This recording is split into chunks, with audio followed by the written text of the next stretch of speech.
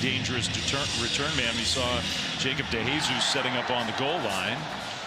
And that kick will go into the end zone for a touchback. And so the Bears offense comes out on the field with the true freshman quarterback you were just talking about leading the way for Cal. Yeah, and I think the most special thing about this young man, it's really his mental makeup that goes along with his physical tool set that he has. He has a chance to be just absolutely one of the greatest quarterbacks to go through this Cal program. And when you think about the names, Aaron Rodgers, Jared Goff, he is off to a fantastic start. He has injected life and belief in this Cal Bears football program. A 4-1 Cal team coming off an inspired come-from-behind win on the road last week. They handed off on the first play from scrimmage tonight. Kendrick Raphael, who sort of turned into the lead running back for the Bears, but he had nowhere to go. Well, and this is going to be a big matchup early on. It's this Cal offensive line versus Duke defensive front.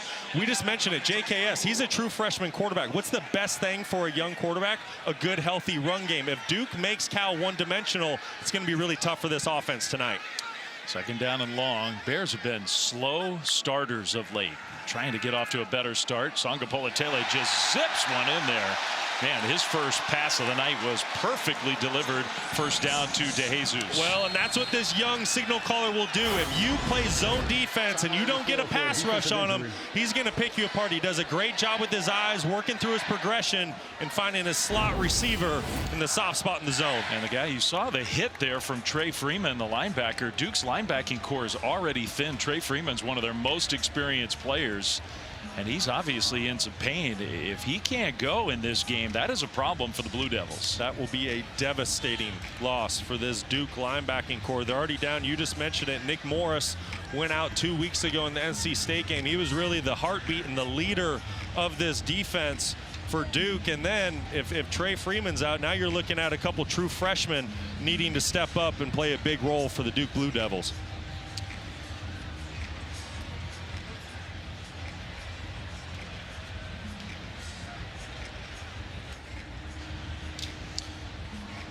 So Trey Freeman working on, looks like that right arm and shoulder. And Manny Diaz, the head coach, second year in Durham for Manny. He's part of the crew that's out there.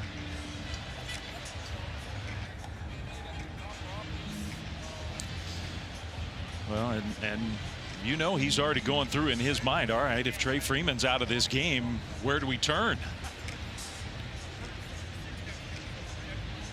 They've got a true freshman linebacker named Bradley Gompers, who is a big-time recruit, really one of the bigger recruits Duke football's had of late. Trey Freeman's not looking good.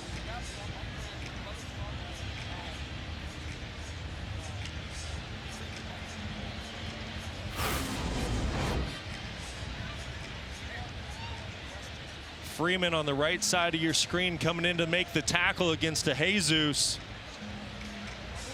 You hate to speculate, you just see big time contact with that right shoulder.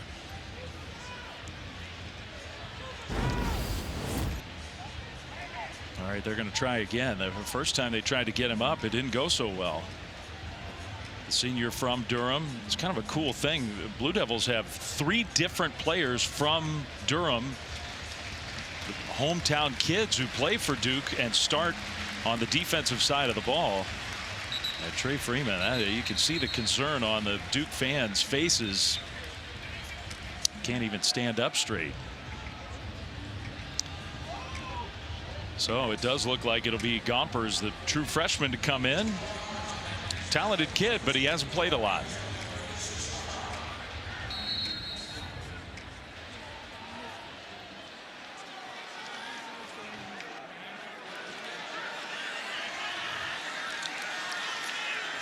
After the first down pass, Cal throws it for the second straight time, and that one's complete to Tron Grizel, who they have a nice connection, Sangapolatele and Grizel. Yeah, Grizel's really been kind of the steady Eddie guy, Mr. Reliable for this Cal wide receiver room through the first month of the season.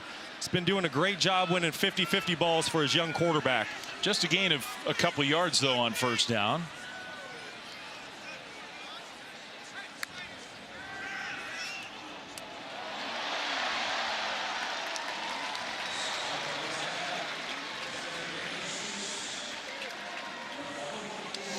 And we welcome those of you joining us after Texas Tech finishes off a very impressive win down in Houston. Dave Fleming, Brock Osweiler, Stormy Bonatoni. Late night in Berkeley. That sounds fun, doesn't it?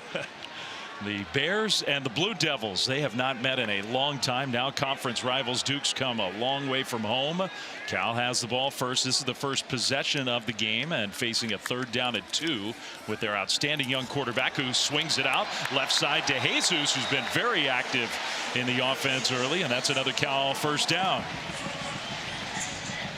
Well, Songapolatele, who's just turned 19 years old, so impressive, just a super talent, worth watching all on his own. Then you got Darian Mensah, another really talented quarterback. So Brock, a great quarterback matchup in this game tonight.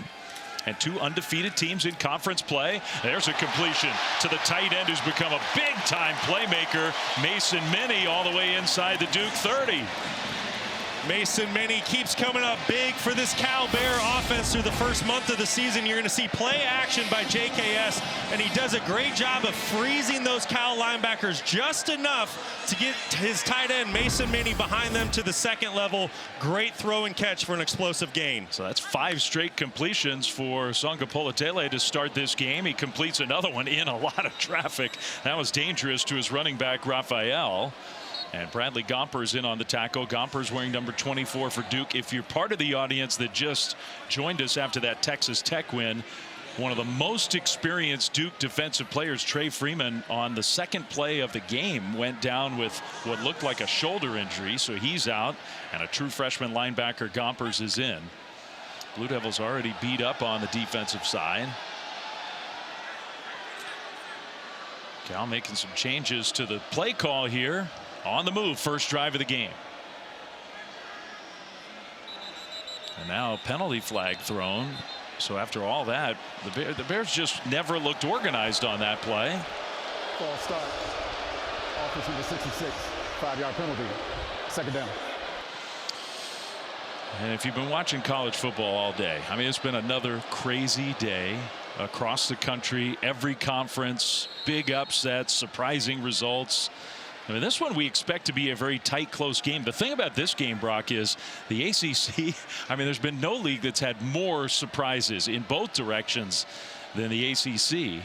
And these 2 teams are positioned to have a really good year. This is a big game on both sides. Songapolatele somehow got that one between 2 defenders. Tron Grizel with the catch. Another beautiful pass from the freshman. Well, it all gets started by a great blitz pickup by the running back Kendrick Raphael, and then look at this throw. This is into a cover 2 zone. Perfect little honey hole shot. You see the running back picking up the corner blitz, and just an excellent throw by the true freshman quarterback. Now a bad snap, and Songapolatele's got a fall on it. A penalty flag also thrown. So first down Bears, not 1st and goal, but inside the 20. ACC officiating crew tonight. Offside. Defense number 43. 5-yard penalty. 1st down. Samaj Turner, one of the many defensive linemen who will see time for Manny Diaz's team. Love what offensive coordinator Brian Harsin has done on this drive for the Cal Bears. He has shown this Duke defense so many different formations. He's doing shifts. He's doing motions. He's presenting a lot of eye candy to this Duke defense right now. And they ran the ball on the first play of the drive, and since then it's been all through the air. They run it for a 2nd time, and a really nice run. It was 1st and 5, and they get just enough for a first down. So now it's 1st and goal Cal to start this game. Kendrick Raphael coming off a fantastic game a week ago on the road against Boston College. 25 carries for 119 yards. He's a guy that's really taken this starting role over in the running back room. Coming into the season, it was kind of a 3-headed monster. There was still a competition. Who's going to be the guy? Raphael has certainly taken the reins of that position. Under center for the 1st and goal snap. And they'll hand it off to Raphael. Stutter step move. He had nowhere to go. Just fought to get back to the line of scrimmage. VJ Anthony, one of the experienced defensive linemen for Duke. Another one of those Durham natives playing for the Blue Devils on D. And he needs to play big tonight for Duke. The Cal offensive line, they've had some question marks at the offensive tackle position this year. They finally settled with Frederick Williams and Leon Bell. But these edge players, Wesley Williams and Vincent Anthony, need to come up big here tonight for this Blue Devil defense. You saw a shot of the Blue Devil quarterback, Darian Mensah, on the sideline. This has been a 10-play, 5.5-minute drive already to start this game. Play fake. Songa Polatele surveying, throws, caught, touchdown. Jordan King, who started to make some plays in the pass game. Now there is a penalty flag in the backfield area. For now, that's a touchdown and maybe a personal foul at the end of the play. What a start for the Cal offense.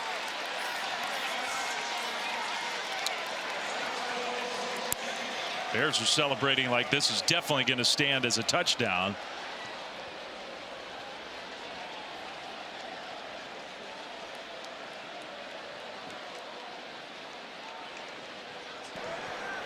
Personal foul, roughing the passer.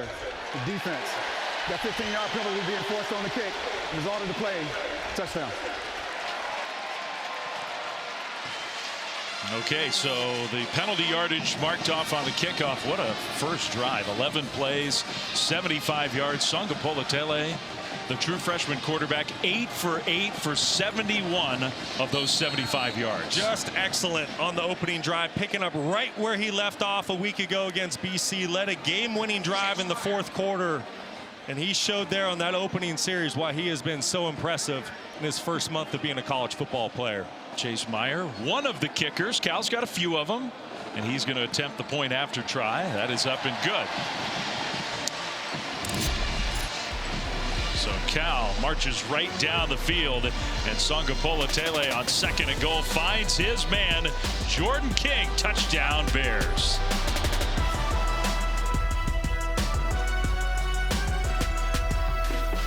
And he just showed you why. He started the game 8 for 8, 71 yards, finished it off with a beautiful touchdown pass. And that's against a really good Duke defense that played lights out against Syracuse a week ago. I think we're in for a great quarterback matchup tonight. Yeah, they dominated the Orange. They did not dominate on this first drive. All right, so watch this. Here's his first read. Here's 1, okay? Here's 2. And then King's going to come out the back door. This is actually his 3rd read. And watch how this true freshman quarterback stays calm when not 1 is open, not 2 is open, but works to his 3rd progression. No panic. You have a 6'6", 260-pound defensive end bearing down on you, and he doesn't flinch. Delivers a strike. Absolutely perfect. He is worth staying up late to watch, this kid. And so is Duke's young quarterback, Darian Mensah, his first year in Durham.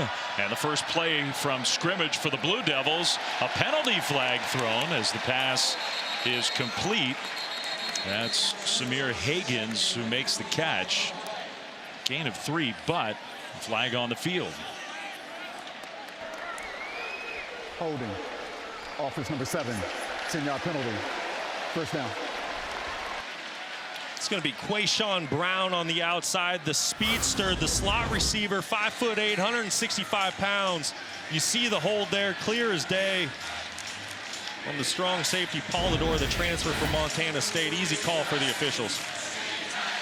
Well, Duke penalties have been a big issue for Duke. For all the good stuff they've done, it's a bit of an ominous sign when the first play of scrimmage for the Blue Devils offense is another penalty. Yeah, it's really something that both teams have struggled with. Cal had 11 penalties a week ago on the road against BC, and Duke 9 on the road against Syracuse. Something both teams are going to want to clean up. Mensah throws it down the right sideline, incomplete. Threw it right over the head of Cooper Bartkate, coming off a big game. Blue Devils overall had a big game last week at Syracuse. They just dominated the Orange, and this guy played maybe his best game yet. Yeah, he was excellent a week ago, and you look at the yards and touchdowns right there. Both of those categories are tops in the ACC conference. He has been absolutely excellent since transferring in from Tulane this season. I'm really anxious to see what he does tonight against a great Cal defense. And as a collegiate player, this is the closest to home that he has ever played. 2 different flags on that second down run. And I would think this one's going against Duke as well. Holding. Offense number 77. 10-yard penalty. Second down. That's Justin Pickett, your right guard. He's a 2-time team captain for the Duke Blue Devils.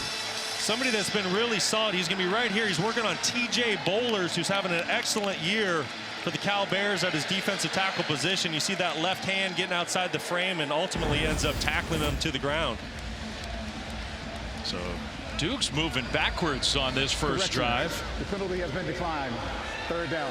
All right, so they decided to, which is interesting. That's a tough decision, I think, for a head coach. Justin Wilcox decides 3rd and 12. He'll take that as opposed to 2nd and maybe 22 or something like that. You're right, Flem. That is an interesting decision. 3rd and 12, still a very difficult down and distance to pick up, but I kind of like 2nd and 22. Mensah in the pocket, 4-man rush. Mensah's going to try to escape, and he can't. He goes down. Cal with the pass rush. Gets to the quarterback, Jaden Wayne, who's having to play a lot. Ryan McCullough's out for the year. TJ Bush was there as well. Well, I really want you to watch TJ Bush and how he pushes the edge of the pocket here with his bull rush. This was the big question coming into tonight's game. With Ryan McCullough being out for the season, would the Cal Bear defensive front be able to create a pass rush with only 4 rushers? I think they just answered that on the opening series. What a start for Cal. Their offense goes down the field, scores a touchdown. Their defense forces a 3-and-out. Now this dynamic return man has a chance to bring one back. He's changing directions. DeJesus, one of the best in college football, and he showed you why there. He gets out near the 45-yard line. So the Cal fans who are here in big numbers late night in Berkeley, happy with the Bears' start.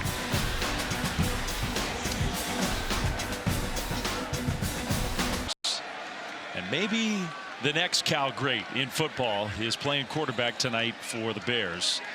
7-0 Cal, getting the ball for the 2nd time after a very impressive first drive. Songa Politele is going to play fake, go down the left sideline. Grizel, and he goes up and catches it. It's contested, but I think that's a Cal catch. Kamari Robinson with the coverage. They're still trying to sort it out there on the turf.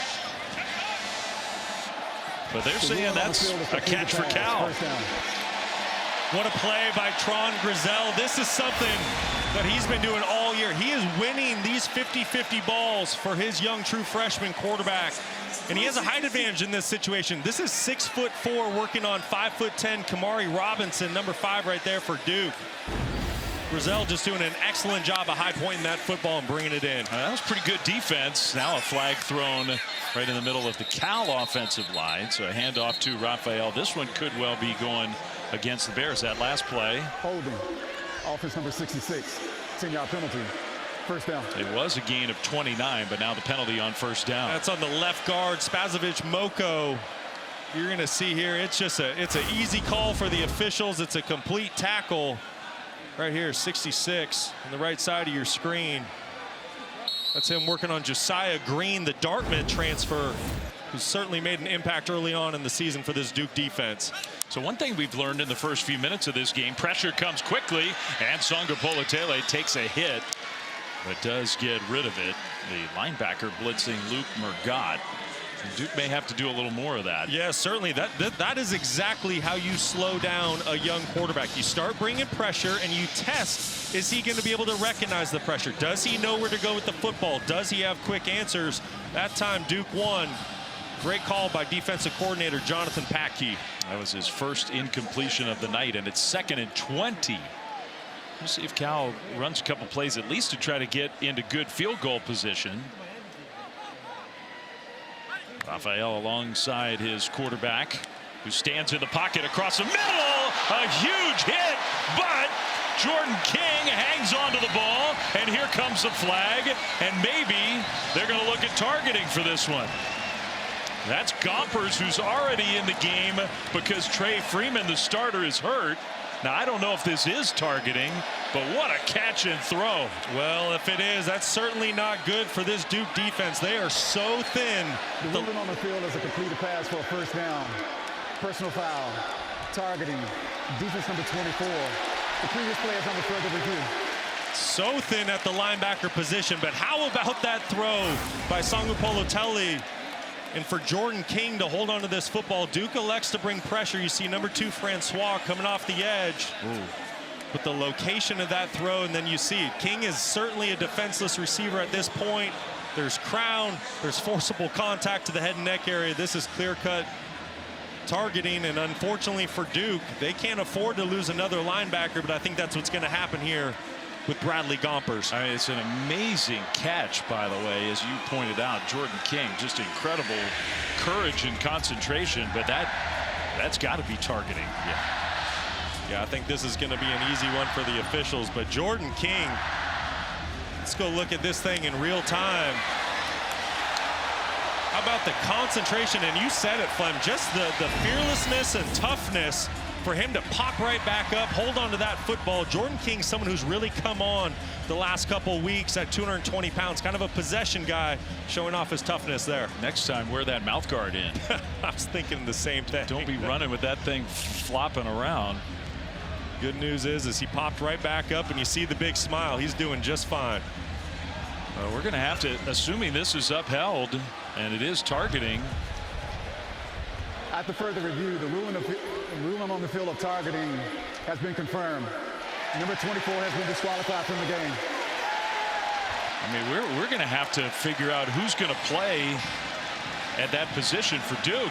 Well, with his Duke linebacker depth is certainly being tested. The good news for Blue Devils fans is Duke likes to play in a dime package every so often. So they'll bring in 6 defensive backs, get an extra linebacker off the field, and only play with 1 linebacker. We'll see if they have to go to that defensive personnel sooner rather than later. And then if they do, the real question is, will they be able to stop the run? And we saw Jonathan Packey, the defensive coordinator, wearing that Duke hoodie. He's on the sideline during the games. He's got some stuff to figure out. So the catch, the penalty, it's 1st and goal. Cal already leading 7-0. Raphael, a little stutter step move and gets down to the 5-yard line. So got a couple yards or so on 1st and goal. 2 drives, 128 yards for the Bears. Trey Freeman, the starter, out with an injury. Bradley Gompers, his backup, out because of targeting.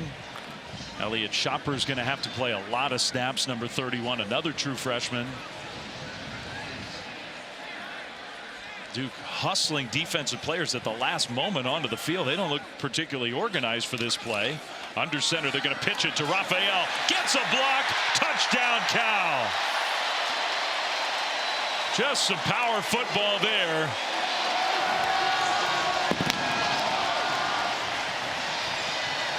And the Bears offense, it's just the first 10 minutes of this game, but they're putting on a show.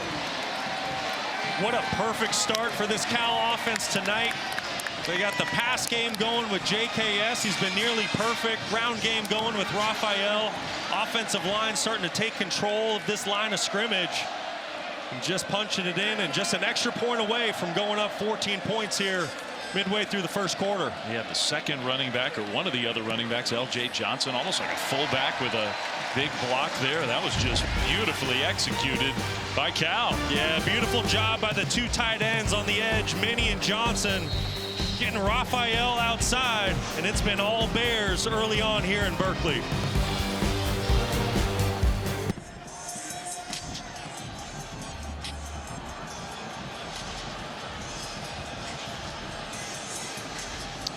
All right, Matt, Julian saying he was impressive at home. He was impressive last week coming out west to take on the Huskies in a very hostile environment. Washington's a good team. So he's one of the better young quarterbacks in the country. We definitely have one of those on the field here tonight as Duke returns the kick. The Blue Devils offense will come out for the second time, and they need to get their offense going. Down 14-0. Darian Mensah, who's really an amazing story.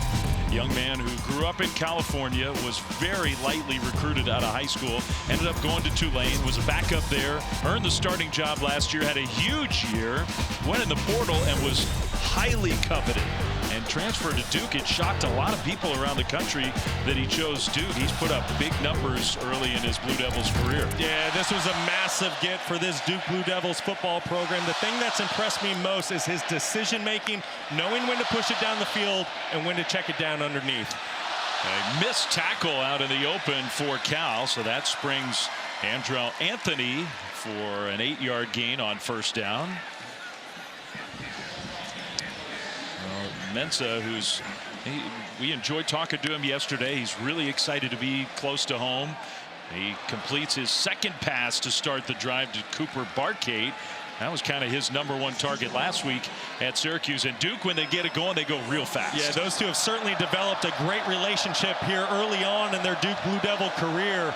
But you can see a little bit of tempo here by this offense led by Jonathan Brewer is getting the Blue Devils going.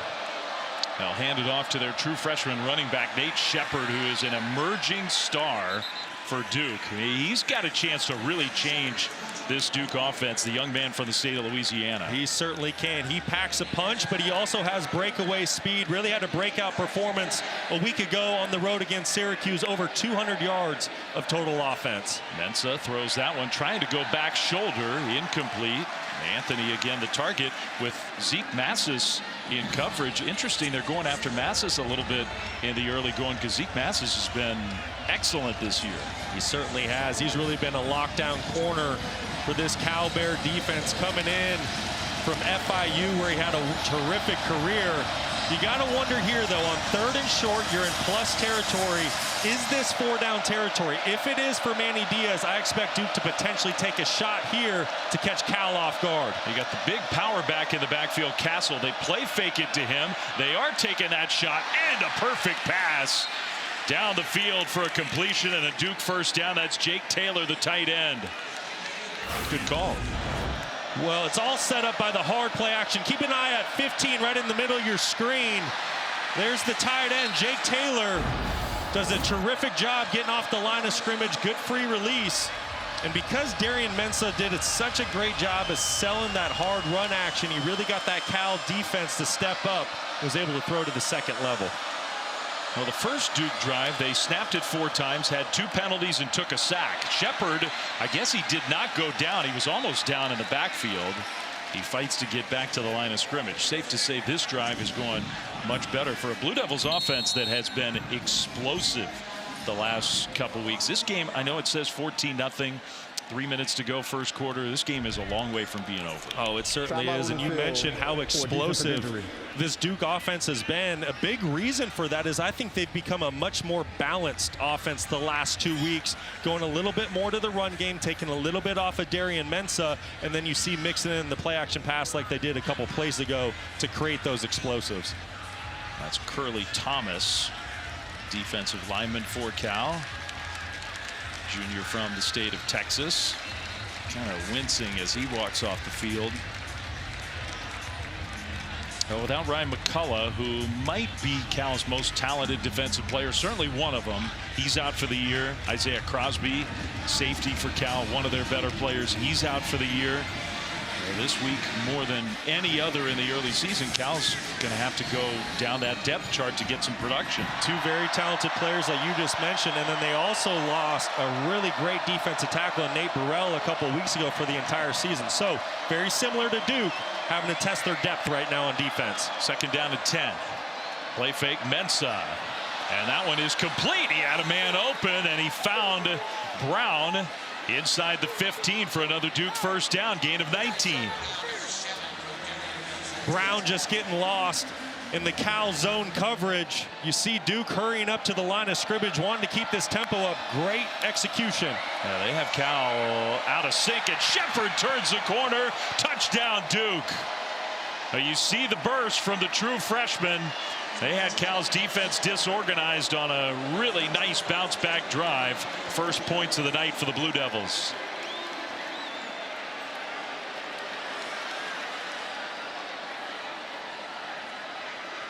And I think Duke's thinking, well, that's more like it. That's how they looked last week when they went up to Syracuse and just destroyed that Syracuse team.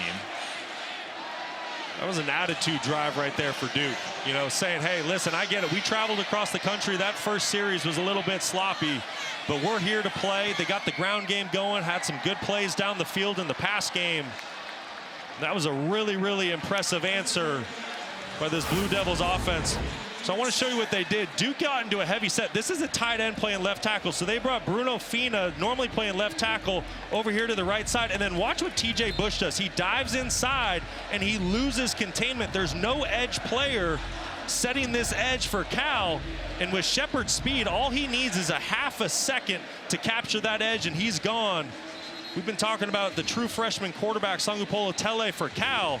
This true freshman running back for the Blue Devils, Nate Shepard, I tell you what, he's going to be something special. You think Cal fans are sort of thinking what could have been?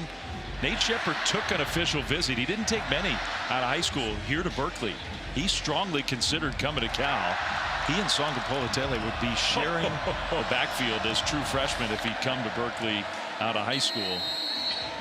He had a monster game in his first career start last week, and there is no doubt now that he's the man in the Duke backfield. Absolutely. He has been so impressive since the get-go. Even week 1 in that football game against Elon, he blocked a punt. So he's been making plays on special teams, buying his time. He's now earned the starting role, and he's not looking back. The Jesus return man gets swallowed up, and the ball might have come out. I think the ball came out. Now there's a scramble for it. DeJesus, I think he fell on it himself. So no turnover. Cal will have the ball back at the 20 before they take a snap. Let's get back to studio with another update with Matt Berry.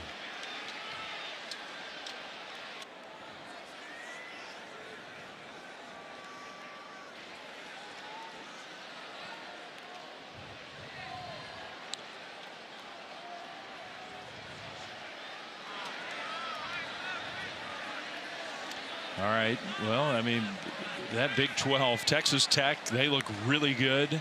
Everybody else, I mean, it is a jumble. Sort of feels like the ACC, where you got Miami and what Miami's done in the early season, although their game's not quite over yet. We'll keep you posted on that one from Tallahassee. But then a big opportunity for a lot of other teams, including these two on the field here tonight. Nice run on first down for the Bears. That's right, Flem. You really get the sense that the ACC is a wide open race. I think it's clear that Miami's at the top, and then you start saying, well, who's next? Is it Virginia? Is it Georgia Tech? Is it one of these two teams here tonight? It's going to be fun to watch. Sangupolo Tele just a little bit behind, but a nice catch from DeJesus. His wide receiver core owes him a few, because there have been a lot of drops for Cal. As good as the numbers have been for the young quarterback, they could be even better. Well, I'll say this. This receiving core is certainly starting to make up for it tonight, especially that last play. DeJesus was pressed at the line of scrimmage by Landon Callahan, did a great job of staying patient, winning on the slant. And JKS and his receiving core, they're off to a great start tonight. 15 drops in the first 5 games. It's only felt like 50, I think, to Cal fans. First and 10 Bears. Sangupolo Tele back to pass, going deep again down the right sideline, incomplete. That was Jay Plummer, who was covered by the All-American Chandler Rivers.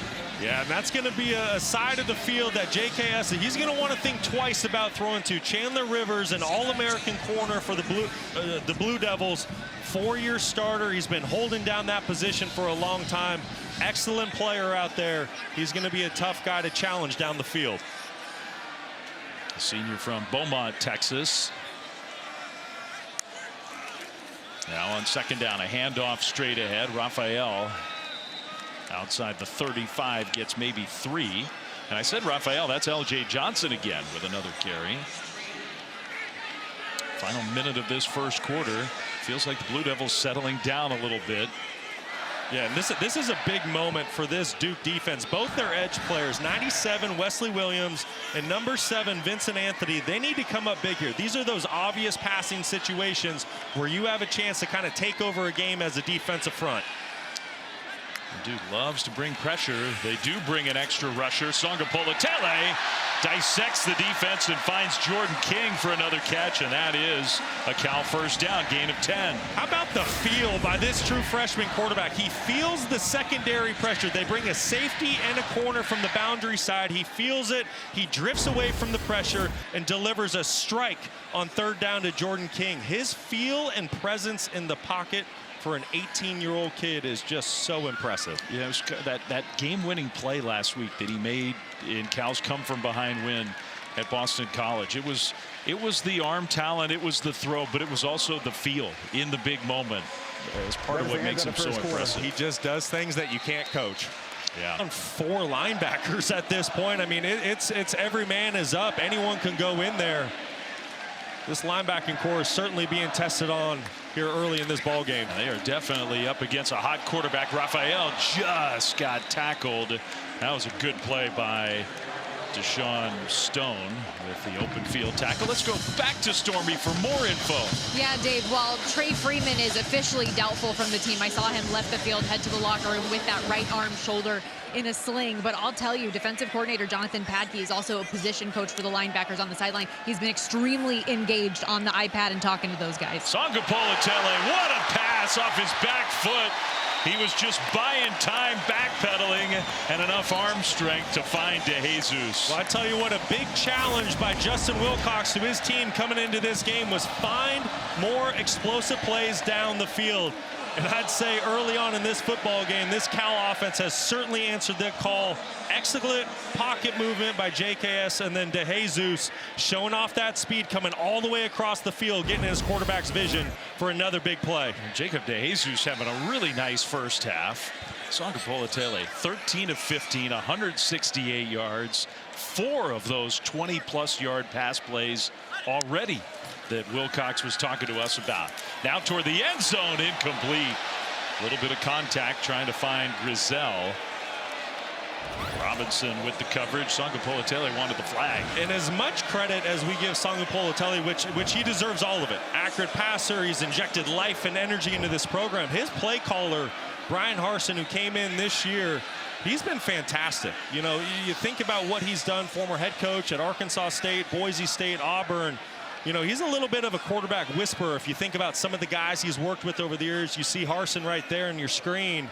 He's been such a helpful guy for this young quarterback and mentoring him along. And I just love his play selection early on here tonight. I'm glad you said that. Second down at 10. And that one is incomplete. This time the flag is thrown. Same intended target, same cover man. This time Robinson held him.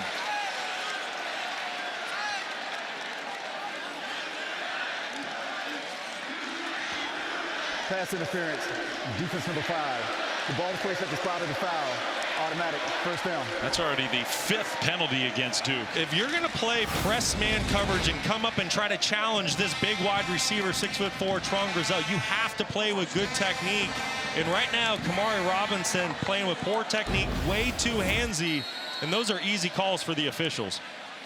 Back to your point about the coaching staff. You got a defensive head coach, and really one of the better defensive coaches, I think, in the country, Justin Wilcox. Then you got Harsin and Nick Rolovich on the offensive side. 2 really good offensive minds, former head coaches. Sangapolatele rolling out, looking to throw. He'll keep it and get tackled at about the 10. Well, and it's great when you talk with Justin Wilcox, and we asked him, we said, Coach, why was Brian Harsin the right guy to bring in to call plays for your ball club? And it was a short answer, because he knows how to score points. He knows how to light up a scoreboard. He knows how to mentor a young quarterback, and he's done an excellent job. And then when you add Nick Rolovich to that offensive staff, it is just super impressive. Yeah, it's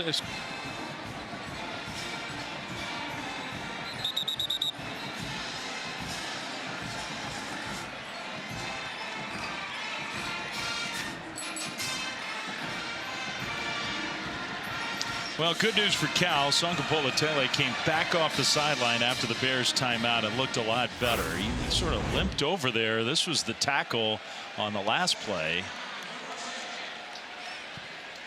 Maybe ankle got turned a little bit. Maybe kind of got jammed into the turf just a little bit. I think he's okay. I think he's doing just fine. We saw him jog back out there. Looks good to go. When you're 13 of 16 in the first quarter plus, you want to get back to throwing the ball around. Yeah, Cal fans can breathe a sigh of relief. He's going to hand it off here. Raphael, some tough running, still going with some help from his offensive lineman, still pushing, and he gets down inside the 5, close to the 4 to set up 3rd down. Now they can get a first down. It looks to me like about at the 1-yard line. Really good, tough running inside by Raphael. I love his patience. I think he's a 1 cut back. When he sees it, he hits it. 3rd and 3, you have to wonder, does Cal elect to put this football on the ground? Because, like you said, they can pick up a first down here. They will. Raphael stretches. That's, in fact, Johnson, and it's a touchdown. And I beg your pardon, it was Raphael. He got the carry and he gets in the end zone. So good call by you. I mean, whether he got in, I think they'll look to confirm that. He definitely got a first down, but I think he made it in. That was a really great effort by Raphael. That was 31. Elliott Shopper, the true freshman linebacker for Duke, trying to get Raphael to the ground. And Kendrick Raphael would not be denied. Yeah, that was a tough run. So that's 3 drives and 3 Cal touchdowns. 3 extra points up and good. 75 yards, 55 yards, and now 80 yards. Well, this is an offense hitting on all cylinders, but I want you to see what the center does and how he works up here on right in the middle of your screen. Lays an excellent block. This is Tyson Ruffins, the Nevada transfer. Played guard his entire career until this year. First-year center, just does a great job of getting up to that second level and sealing off the linebacker so Raphael could pop the football into the end zone. What did Justin Wilcox tell us this week? He said the 2 things we really need to take the next step. He's happy where his team is. They have a chance to have a really good year. We need our offensive line to take another step. We need our wide receivers to take another step. So far, so good. I would say that is a check and a check in the other box. I mean, think about what the wide receivers have done tonight. They've been excellent. They've separated against man coverage. They found the holes in zone coverage. And then when you think about it, at 202 yards of total offense already in the football game for Cal, that doesn't happen if the offensive line is not playing great football. Justin Wilcox has to be thrilled. That kickoff is going to bounce right around the 5 and returnable for the Blue Devils with a nice opening on special teams. Very good return. Hagens still going outside the 40. It's been a little bit of an issue for the Bears. Not out of not just their football, basketball programs, their Olympic sports. But look at the discrepancy in terms of ball control in this game. Cal 200 yards already. They've had it for 13 minutes. Well, the big one, yeah, it's the time of possession. I'm sure Mensah's just grateful to be back out there on the field. And he completes a pass, but a big hit. What a play. He doesn't just pick passes off. Zeke Massis, he can tackle too.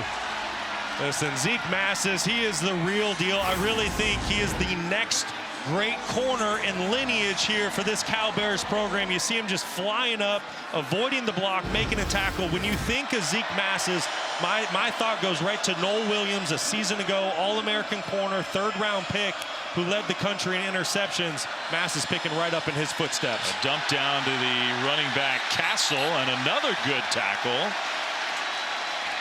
For a very short gain, it's going to be 3rd down right away. How does Cal keep doing it? I mean, Georgia does it, Ohio State does it, Alabama does it. You sort of understand those schools that produce all these defensive backs. Cal does it year after year. Listen, Justin Wilcox has the formula. He had 3 defensive backs drafted a season ago. Wilcox, a former defensive back himself, he knows what he's looking for. 3rd and 11 for Duke. Pressure comes. It got picked up. Mensah throws, and it's caught for a 1st down and more. Barkate takes it back middle and gets tripped up in Cal territory. It's a big conversion for the Blue Devils. Well, as we're pumping up Zeke Massis, who goes to work on him? That's Cooper Barkate, the transfer coming in from Harvard, a former FCS All-American, leads the ACC in reception yards, does a terrific job winning on 3rd down. And a nice 1st down run from Anderson Castle. The App State transfer, the big power back for Duke. So that's his first official carry of the night. He's going to get another one here. Left side run and a good cut. He is a north-south runner for sure. And that's a Duke 1st down. Well, Castle is certainly the thunder to Nate Shepard's lightning. I really like the combination of these 2 backs, but Anderson Castle, veteran presence, graduate transfer coming over from Appalachian State. He's been excellent for this Blue Devils program. So Duke's on the move. This throw is caught again. Another great catch by Barkate. 15 more yards. Barkate working on Josiah Wagner. I tell you what, this kid knows how to play football. He was so fun watching on film this week, getting ready for this football game. Knows how to separate versus man coverage. Great play. I watched him. My daughters go to Yale. I watched him last year in the game, Harvard-Yale, and he just torched Yale. Play after play after play. Of course, Yale ended up winning the game, but he was on my radar last year playing at Harvard. He's just such an impressive young man. When you talk to him, he said it was his plan all along. I was going to go to Harvard. I was going to get that degree, and then the goal and the dream was to transfer to a power program. That's exactly what he's doing, and he's lighting up the ACC right now through the first month of the season. He's becoming the #1 target for Mensa. Over the top, and incomplete, but a penalty flag thrown. You could see a grab of the jersey. Landon King, one of the big tight ends, was the target. That's going to go against Cal. It's going to be on the true freshman Aiden Manutai, and man coverage on the tight end.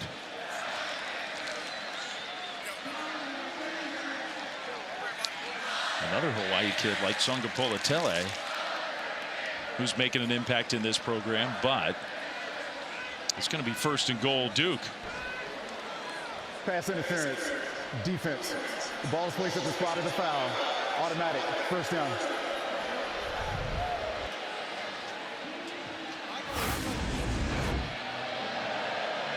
Manutai on the right side of your screen, the true freshman safety we were just talking about, gets his eyes caught in the backfield just for a second, and when King wheels up on the go route, that's when Manutai reaches out because he knows he's been beaten. 1st and goal, Duke inside the 7-yard line. Castle initially stopped. He's tough to bring down, though. Finally got wrestled backwards. Harrison Taggart, the linebacker, was kind of the first to get there. Talking with Manny Diaz last night, he said that he knew running the football against this Cal defense was going to be a really big challenge. He talked about how big and physical the defensive front is for the Bears, and they showed it right there. There is a lot of big bodies inside, 320 pounds, 330 pounds. It is tough sledding running inside against this Cal defense. So now it's 2nd and goal.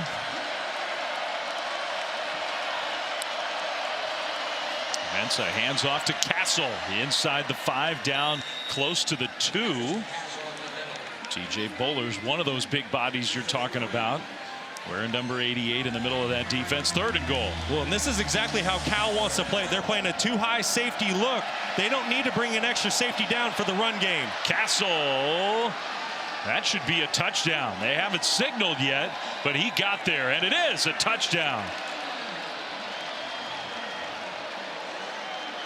Well, Duke is not going away tonight. Their offense, after a slow start, they have come to play. Well, just as I was giving that Cal defensive front some credit, that right side of the offensive line for Duke, 77, Justin Pickett, and the right tackle, Brian Parker, do an excellent job of moving that line of scrimmage backwards and getting their offense in the end zone. I guess there were bodies in the way. It took an awful long time for that signal to get made. It looked clear as day to me that he got in. Extra point is up and good. They got the call right, and he definitely got in. So the Blue Devils back down by a touchdown as we go back and forth with both offenses.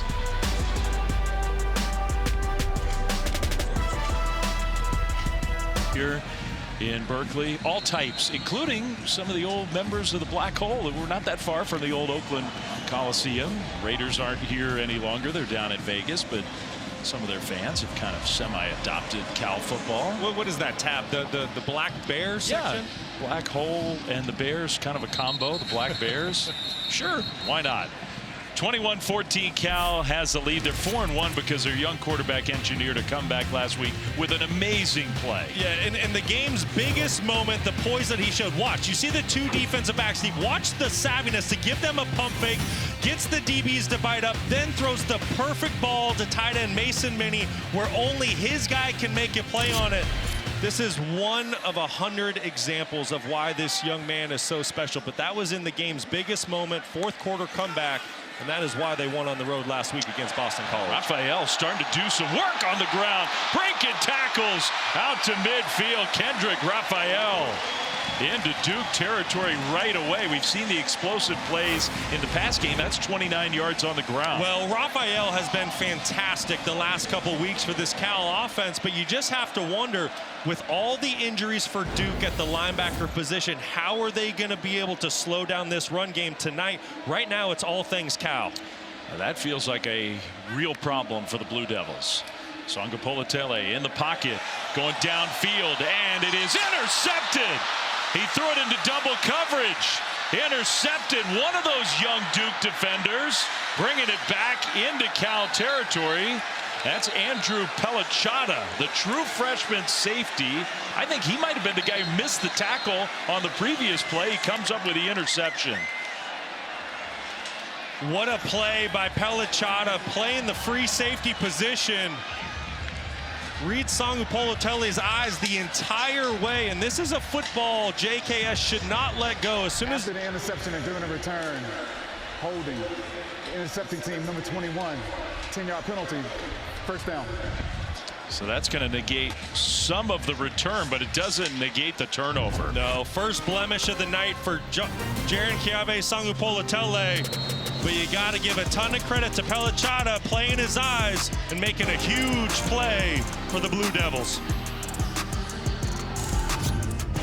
Safety that makes the play, and what is trying to happen here is DeJesus is running a corner route, but watch how he gets forced to inside release. As soon as he inside releases, the young quarterback needs to get off of him. He has now been pushed off of his angle. This is an easy play for the free safety to make, get an interception. As great as JKS has been tonight, that is just one of those moments that the young signal caller has to learn the hard way. Mensah play fake, and he delivers one to his tight end, and immediately Duke down into Cal territory. Landon King with the catch and run. So the Blue Devils offense is rolling right now. What a beautiful throw by Mensah right over linebacker number 0, Uluwave. You see it just barely gets over his fingertips.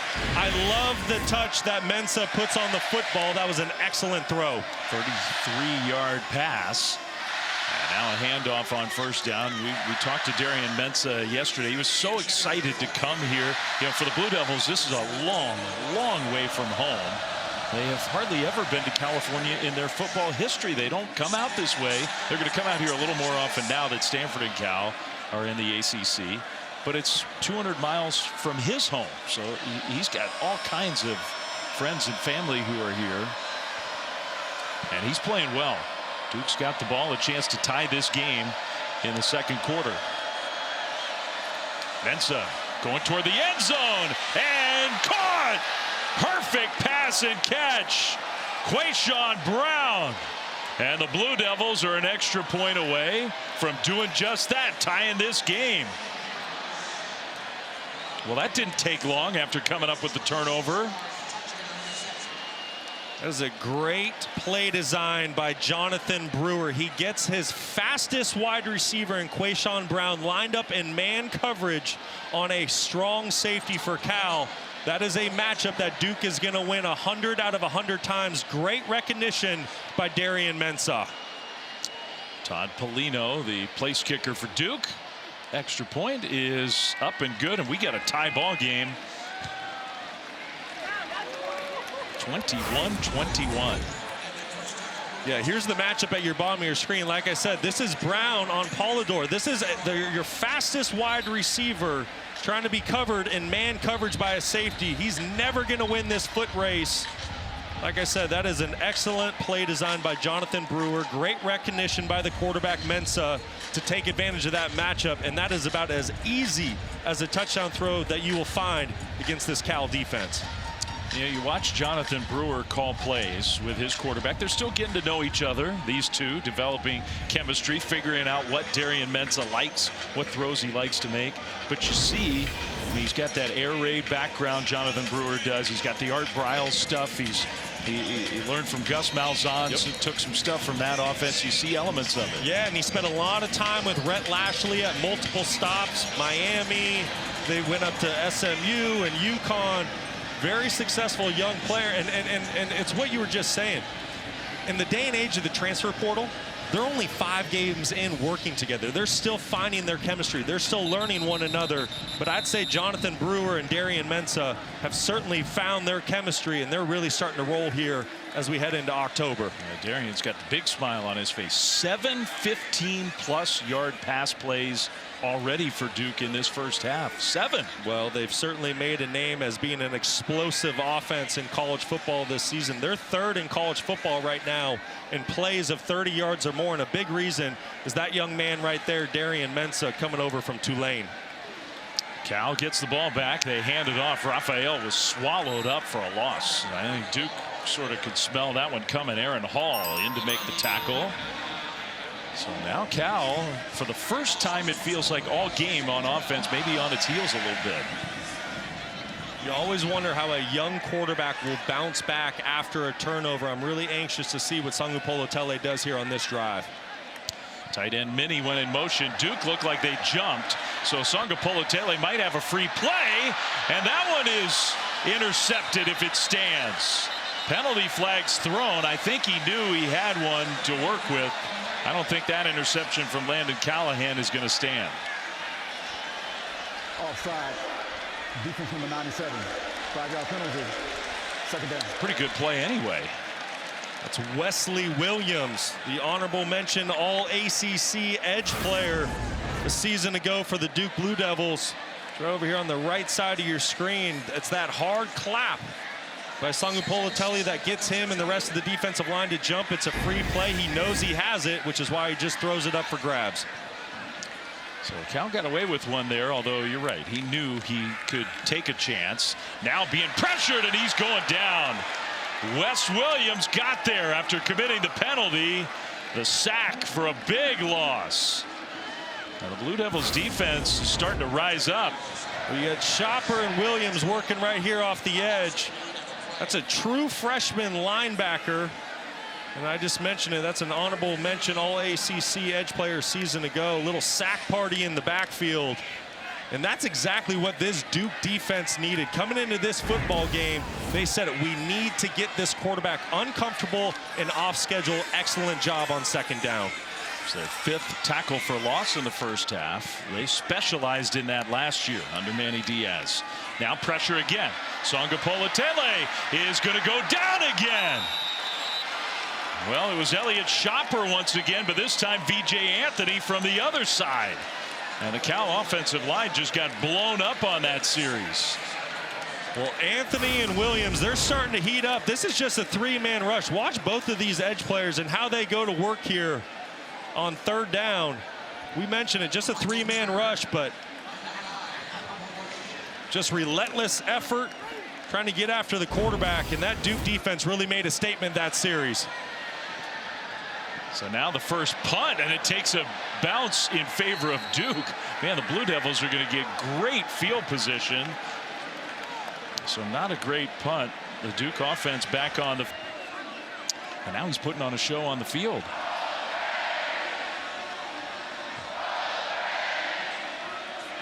You got Jaquez Moore in the backfield.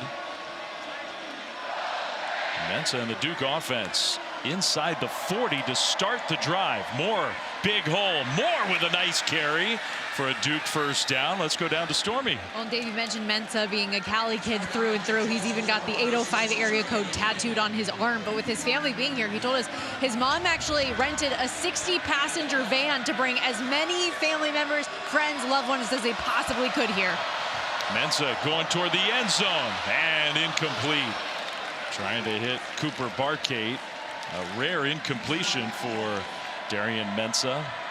I love that story by Stormy. I just think it's so cool for Darian Mensah to grow up down the road a couple hours. I mean, when else is he going to get a play on the West Coast in front of so many friends and family? I just think that's so special. I can only imagine how much fun was had on that bus ride up here. Mom chartered the bus. Now that's a good mom. Pretty special. Get all those family members and friends up here to watch Darian play. Handoff on 2nd down. This time Cal's defense was there to make the stop on Moore. So 3rd down coming up. The whole feel of this game has changed. It was 21-7 Cal. The Bears were rolling, looking unstoppable on offense. And Now it's the Duke offense that is taking control. Yeah, they really are. But here's an obvious type passing situation here for the Blue Devils. Justin Wilcox and defensive coordinator Terrence Brown, they typically like to bring pressure in these situations to try to knock teams out of field goal range. We'll see if they bring it here. Final 2.5 minutes of a very entertaining first half in Berkeley. Just a 4-man rush. Mensah throws, and that one's caught. Well, he found a hole, and Brown went up and made another great catch with defenders all around him. 1st and goal, Duke. Wow, what a throw and what a catch. There was Cal defenders everywhere, and Mensah put that football where only Brown could make a play on it. What a throw and what a catch. That was so impressive. Duke's going to let it go down to the 2-minute timeout. They are bouncing around, the Blue Devils are. Amazing how this game has changed. You said it. This was a heck of a toss. I mean, it doesn't get any better than this. Watch the location of the throw. He has to back shoulder him to keep him away from the safety. That Dave Fleming's bike ride yesterday. I rode over the Golden Gate Bridge, went up into the headlands, went downhill, filmed it, gave it to the crew. So cool. It was a beautiful day for a bike ride in the Bay Area.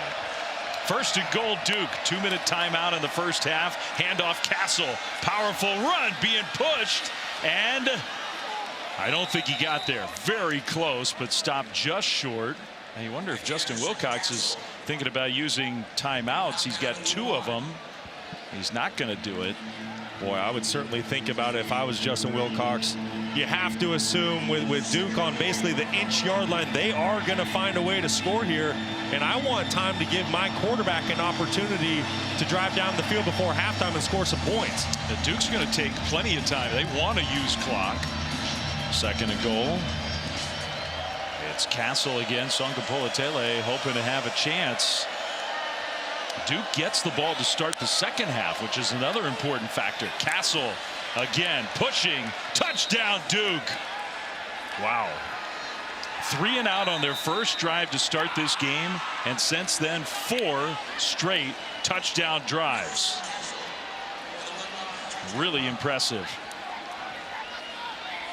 I think the most impressive thing is right now how this Duke offensive line is really starting to win the line of scrimmage against a very big and physical Cal defensive front. You got to give a lot of credit to Anderson Castle. 6 foot, 215 pounds, really a downhill thumper, finding a way to get that football across the goal line. That's his 2nd touchdown rush of this first half. 1:10 on the clock with 2 timeouts. That is plenty of time for Cal getting the ball back. But what a turnaround in this game. 21 unanswered points for the Blue Devils. It was 21-7 Cal.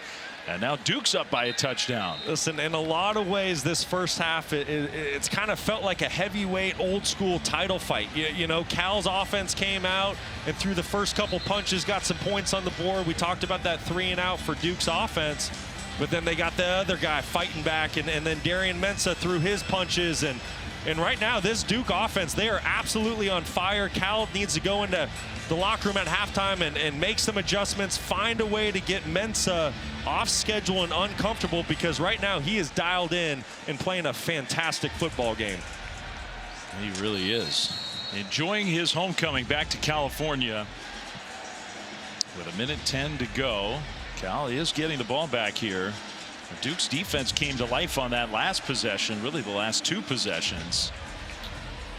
Well, don't forget, Duke gets the football to start the 3rd quarter. So this is a really critical drive for Cal. They have to find a way to come away with points, or at least melt the clock so that Duke doesn't get any more opportunities here in the first half. Fair catch. So Cal will start at the 25. Coming up on the Lexus halftime report. Incredible down at the Rose Bowl what happened today. Penn State, I didn't see that coming. I don't think anybody saw that coming. Arch Manning, he did get swamped down in Gainesville by the Gators. The Sunshine State Showdown, which got interesting late, but was a dominant performance by Miami for most of that game. And much more on our Lexus halftime report. So the Cal offense back on the field. And again, pressured.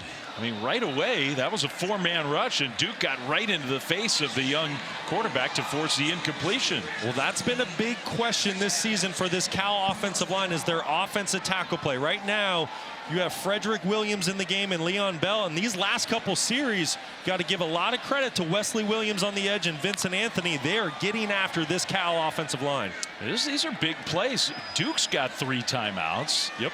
That incompletion meant they didn't have to use one. 1:06 on the clock. Sangapolatele is going to dump it short, and it's dropped. Raphael had it and dropped it.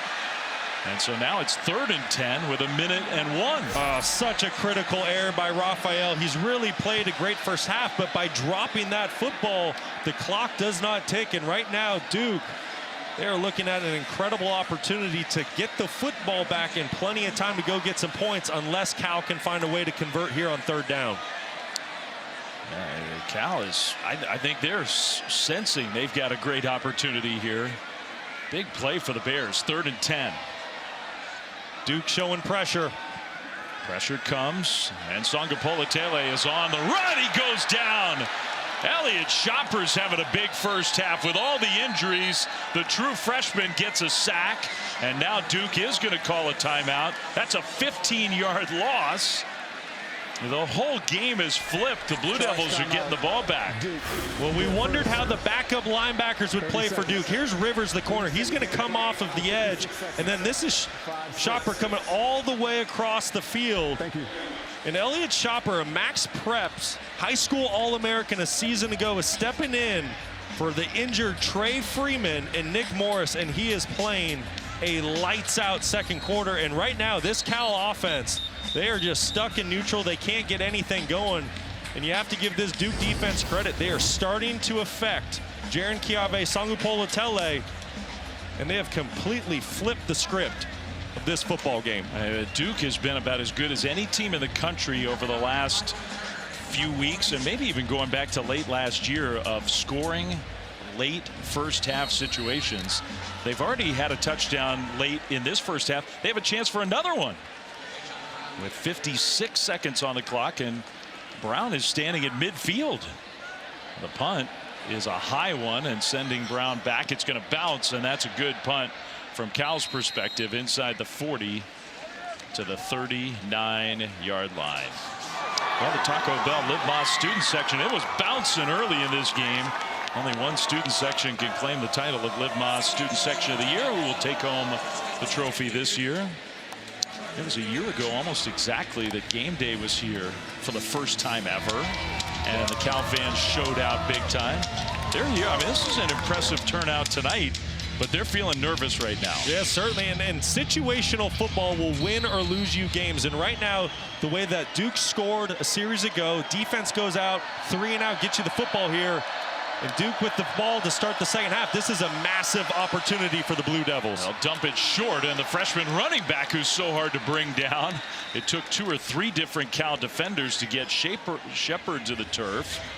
I mean, the last drive, to your point, for Cal took 23 seconds. And Duke just needs to get inside the 40-yard line to be in field goal range. Mensa in the pocket, now flushed out of the pocket. He's going to throw. He's got Brown open again, and he'll duck out of bounds inside the Cal 40. Well, and Cal loses containment on the edge. You got to cage in Mensa, because if you let him outside of the pocket, that is where he is the most dangerous. He's an athletic quarterback, very accurate outside the pocket. That was very poor containment by Jaden Wayne, the defensive end, who's filling in for the injured Ryan McCullough. Duke's offense right now is looking unstoppable. 20 seconds on the clock. Still 2 timeouts. They can work the entire field.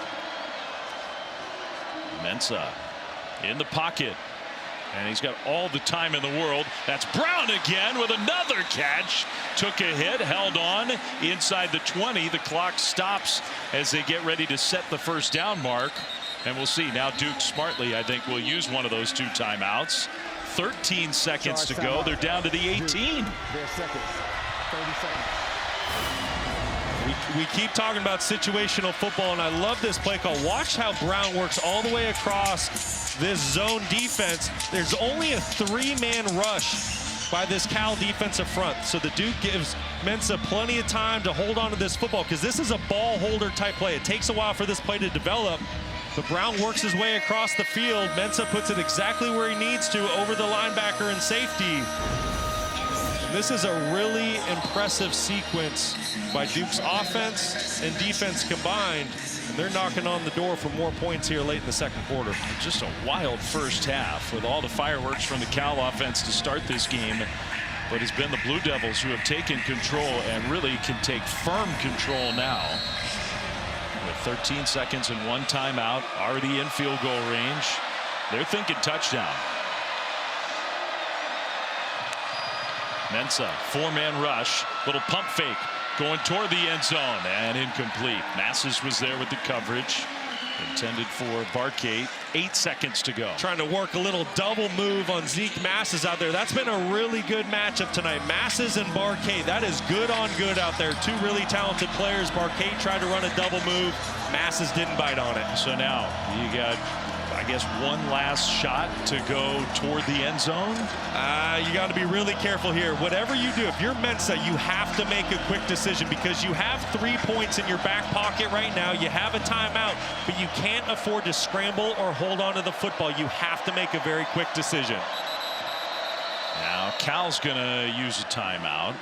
Justin Wilcox will take a look at what Duke's offense looked like and use his second timeout of the half. A defensive-minded head coach and a very sound Cal defense has been torched in this first half. Yeah, and Justin Wilcox, he has a really big decision to make here, because if Duke scores a touchdown just because they get the football to start the second half, they have a chance to put this football game almost out of reach, right? So Wilcox has to make a decision right now. Do I bring pressure and try to knock Duke back and potentially get them out of field goal range, or do I play soft zone coverage here, keep everything in front of me, and live with possibly giving up a field goal before the half? Duke's had 195 yards of offense in this quarter.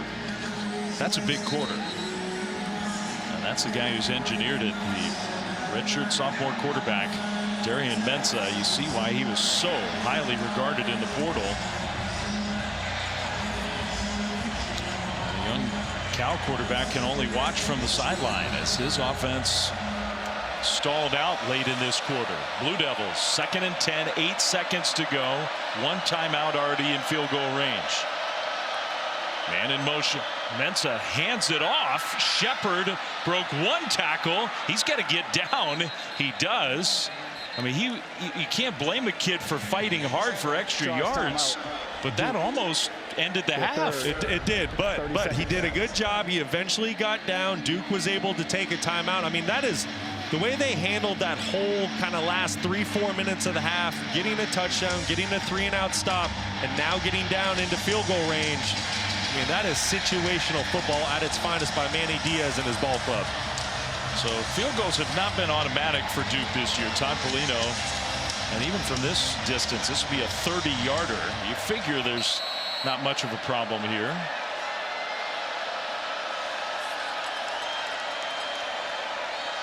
Shorter than McAfee's kicking contest.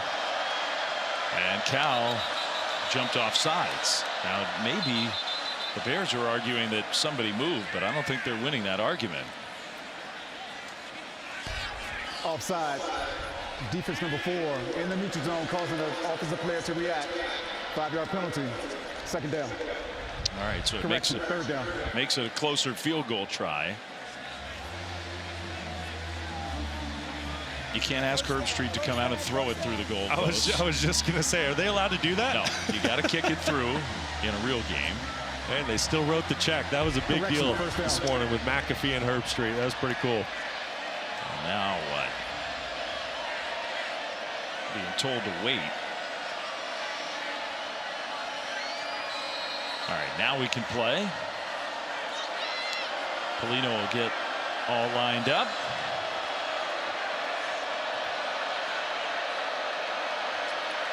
Final play of the first half. Good snap and hold and a good kick for Polino and Duke. What a finish to the half for the Blue Devils. Unbelievable.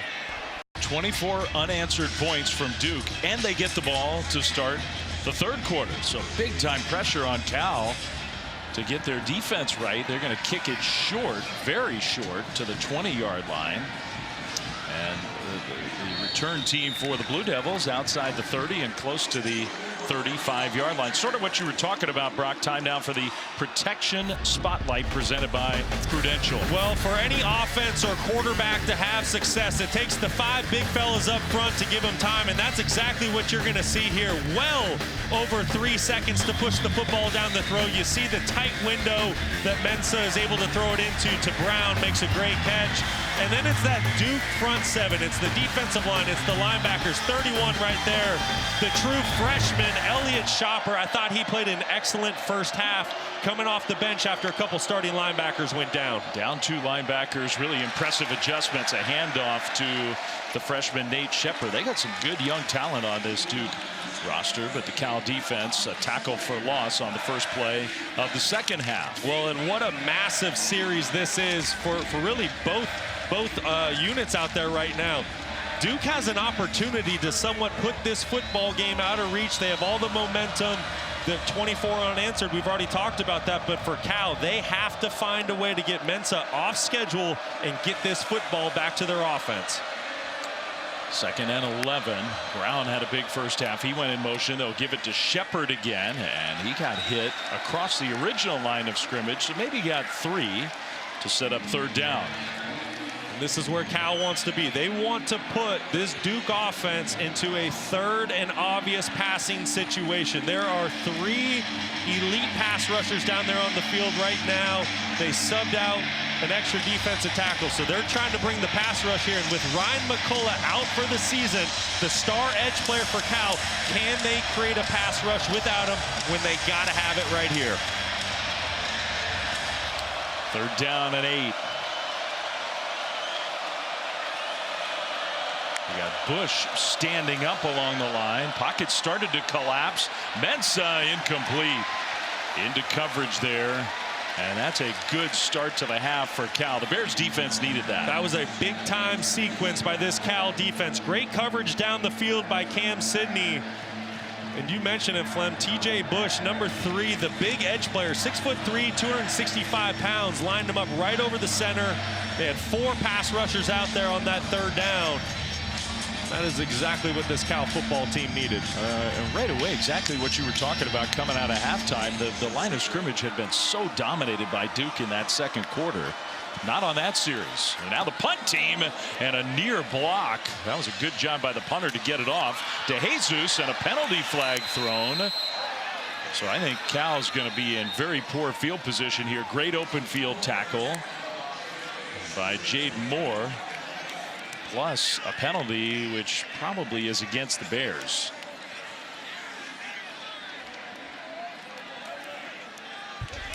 During the kick, holding, receiving team number 35, 10-yard penalty, 1st down.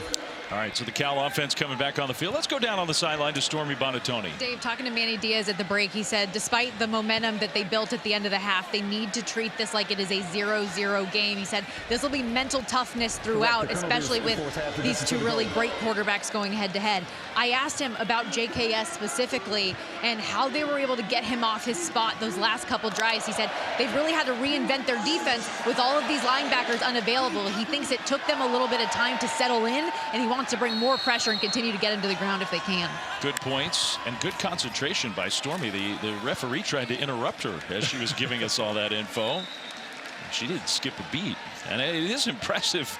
I mean, you sort of think about what she's talking about with Manny Diaz about trying to reinvent your defense on the fly in the middle of a game, move players around different positions, change assignments. That can't be easy. No, it certainly isn't. But you know what helps is when you have a true freshman in Elliott Shopper who has stepped up big time for this Duke defense, number 31. Now across the 1st down mark out to the 20, Kendrick Raphael, 1st down Bears. You know, I'm sure early on in this football game, Manny Diaz along with defensive coordinator Jonathan Packey were sitting there saying, okay, what do we do? We're losing linebackers left and right. But Elliott Shopper has really stepped up, as has Luke Mergott as well. Both those 2 playing really well inside tonight for the Blue Devils. Sangapolatele toss left side, and good pursuit from the Duke defense. Man, they read that play all the way. Vincent Anthony and many others were there to tackle Raphael for a loss of a yard. You know, I think at some point here early in this drive, Bryan Harsin really needs to try to get this Blue Devils front seven running sideline to sideline. And what I mean by that, speed sweeps, quick screens, things like that, because this defensive line is really starting to tee off. You need to find a way to wear them down and get them running side to side. Yeah, you see those numbers too. You need your young quarterback to build up some confidence again. 0 for his last 4, including an interception. Plus he's been sacked 3 times. That one was caught. Oh my goodness, what a catch by Grizel. Well, that was incredible. That ball looked like it was going to hit the turf. See if Cal goes fast. On the field, it's a completed pass. What do we think? Yeah, that touches the turf. They're going to stop it. Cal tried to get to the line and go fast, but I think they're going to review this play. Great effort by Tron Grizel, but you can see the football touch the turf. This is going to be ruled an incomplete pass. I mean, it was still close. Those are some strong hands. He grabbed almost like the ends of the football and tried to yank it up, but I think you're right. You watch it there. That looks to me like it's hitting the turf before he really has firm control of that ball. That's right, Flem. You can see how the football tilts as it goes down and touches the turf, and then he makes control of the catch. Great effort by Tron Grizel, nevertheless, but I think this one's coming back.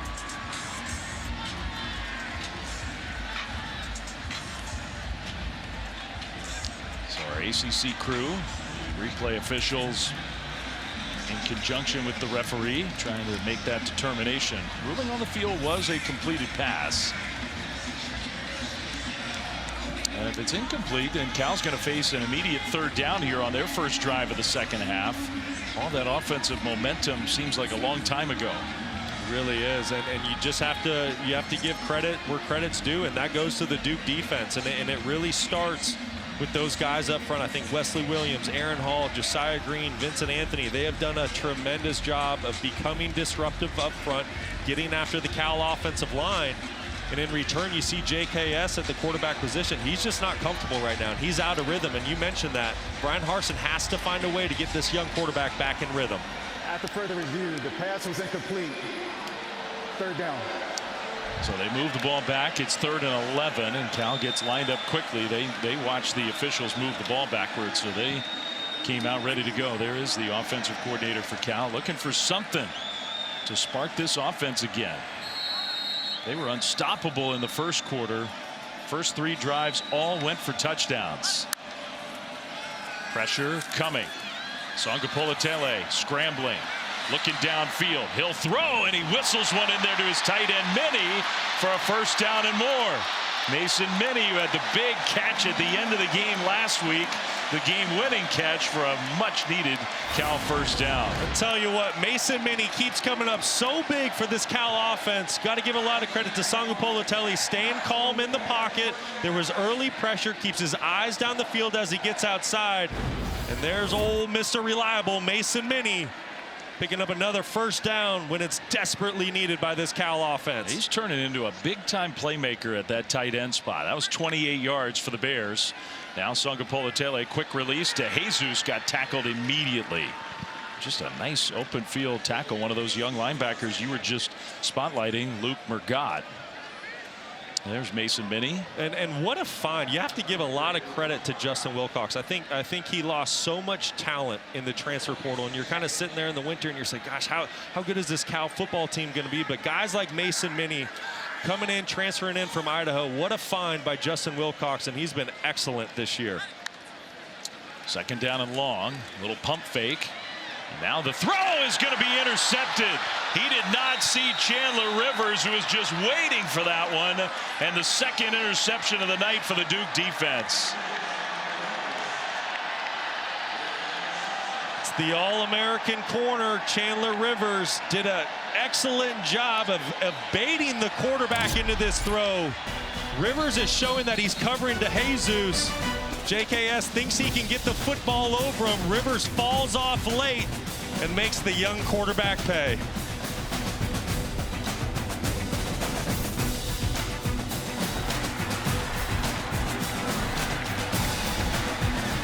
Well, the second interception of the night for the Duke defense. So the Blue Devils offense back on the field.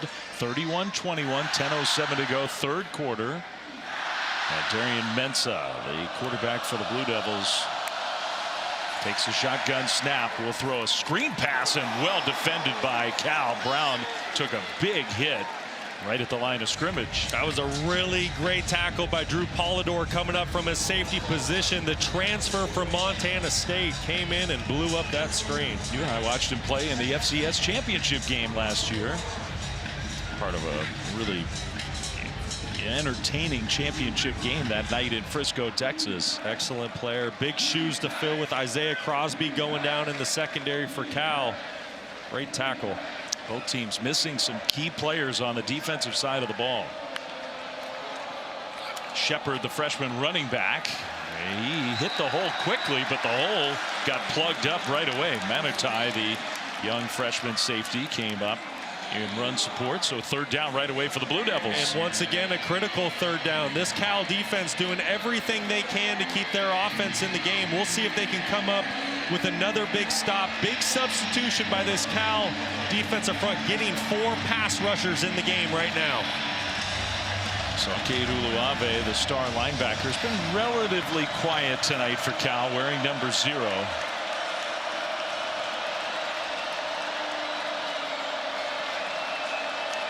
Uluave on the top of your screen at the defensive end position. Drops back into coverage. Mensah throws, and it was almost intercepted by Uluave.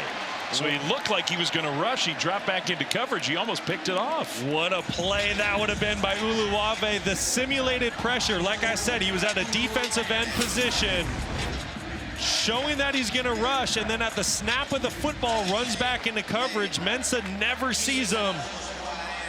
Is just an inch away from making a game-changing play for the Cal Bears. You know, if he could have gotten both hands on that ball and squeezed it, he might have had a chance to take it the whole way. Punt, fair catch. DeJesus makes it inside the 15-yard line. Thank you to the Moors. Thank you to the Moors and all the other brave men and women out there that keep us safe. Thank you. First down, Cal getting the ball back. The Cal offense, it's just amazing what has happened to Cal's offense. Raphael with the carry. Touchdown, touchdown, touchdown. That's how they started the game.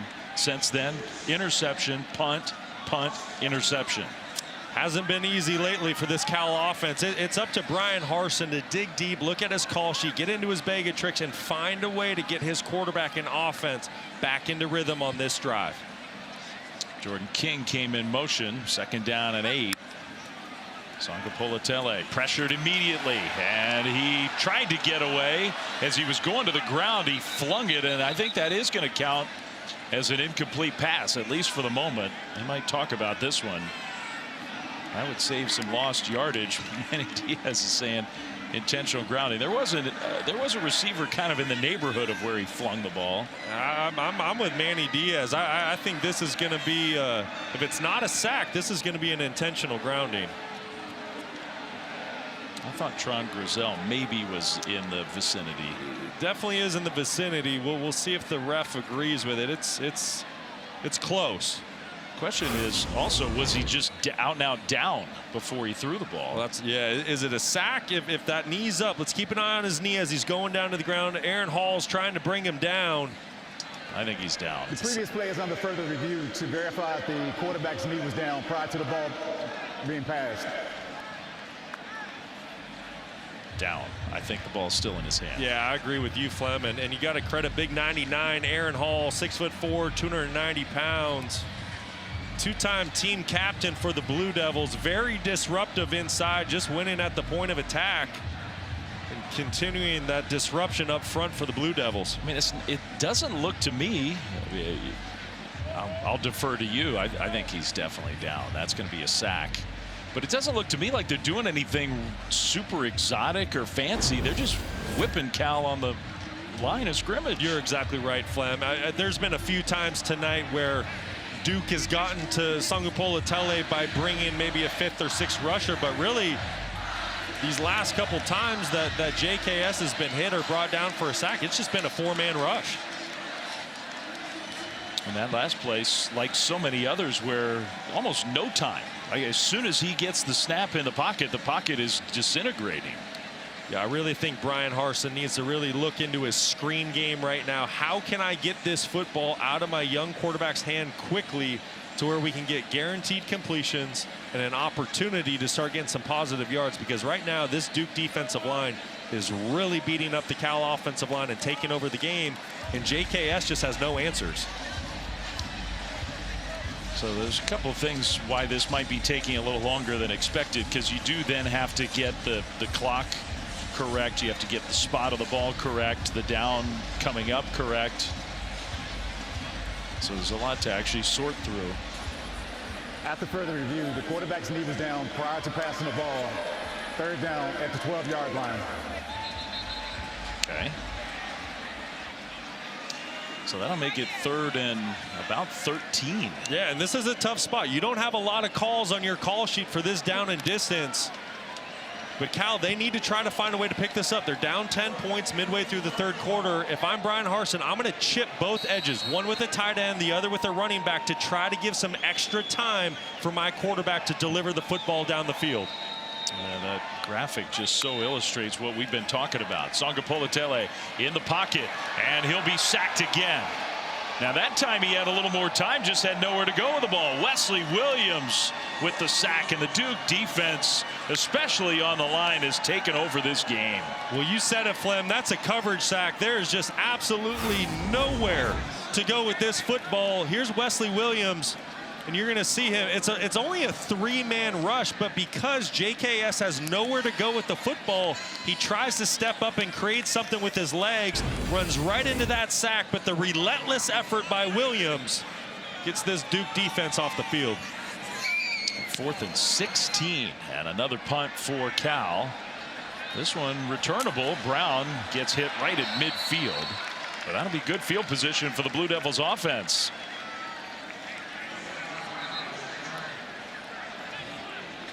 First drive for the Blue Devils stalled out.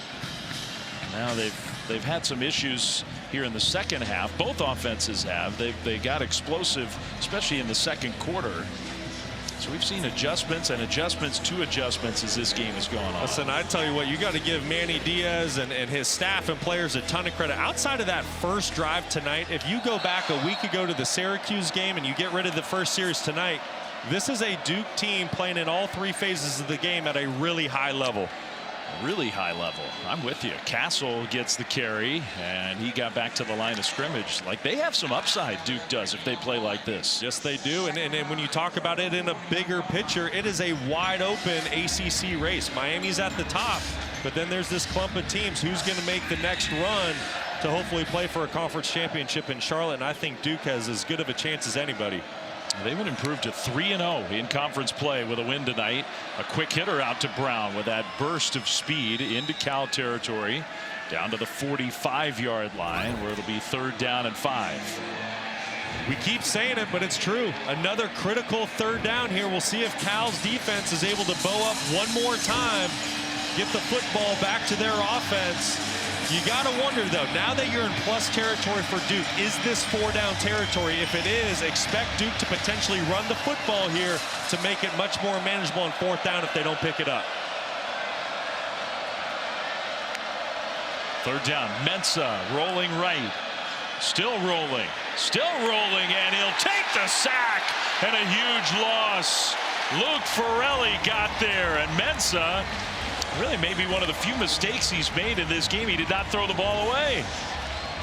Mistake by a young quarterback. You got to save the field position there. Your coach might want to go for it on 4th down, but now you can't. Here's Farrelly, the other great linebacker, along with Uluave for the Cal Bears.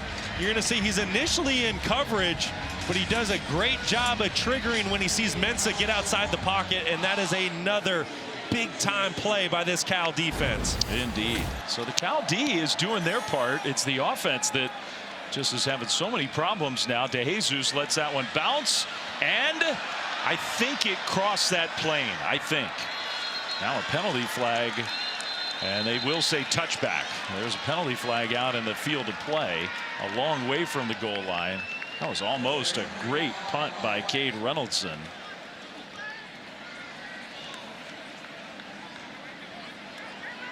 4:56 to go in the third quarter. This is important, whether it's going to be Cal ball with a little breathing room or a lot less with a struggling Bears offense. There's no foul on the play for a hold on Duke the kicking team. Okay. That clears that up. No foul on the play. 31-21. Cal getting the ball back right after this. 22. And nobody went home happy.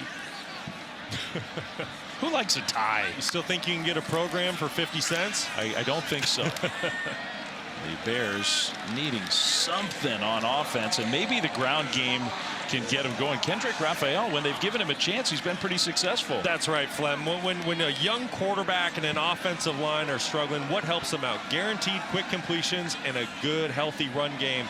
I'd really like to see Brian Harsin try to get this ground game going for the Bears here on this series. After a 5-yard run on first down, Cal does not do much up tempo either, even when they get to the line quickly. They're going to hand it off again. Raphael this time trying to run right, and he'll get stopped after a gain of 2. I mean, every yard right now is difficult. That's Josiah Green, another Ivy League transfer. He came from Dartmouth. Yeah, really nice play inside by Green, using his hands, getting off the block to force a 3rd and 3 here for Cal. Cal desperately needs it. Keep an eye at the top of your screen. Tight end Mason Minnie, 85. He's kind of been the go-to guy in these situations. Cal getting organized. Got plenty of time on the play clock. Sangapolatele slings it in there to Minnie, the tight end, and with that extra fight, he does get the first down. Really good job of Minnie sitting down in zone. So many times you'll see young players run through a zone and then the quarterback has nowhere to go with the football. JKS did a great job of navigating the pocket, getting it down to his young tight end. Duke continues to dominate, I think, up front. Raphael will get another carry, and he gets maybe a yard on first down. Let's go down to Stormy. Well, guys, right tackle Leon Bell was certainly challenged by his offensive line coach Famika and I on the sideline coming out for this drive. He said, we need you to win your one-on-one matchups. It's as simple as that. And then handed him the iPad, said they're trying to get you out wide and cut you inside. You're better than that. You know what to do. Holding up strong here so far to get this drive going.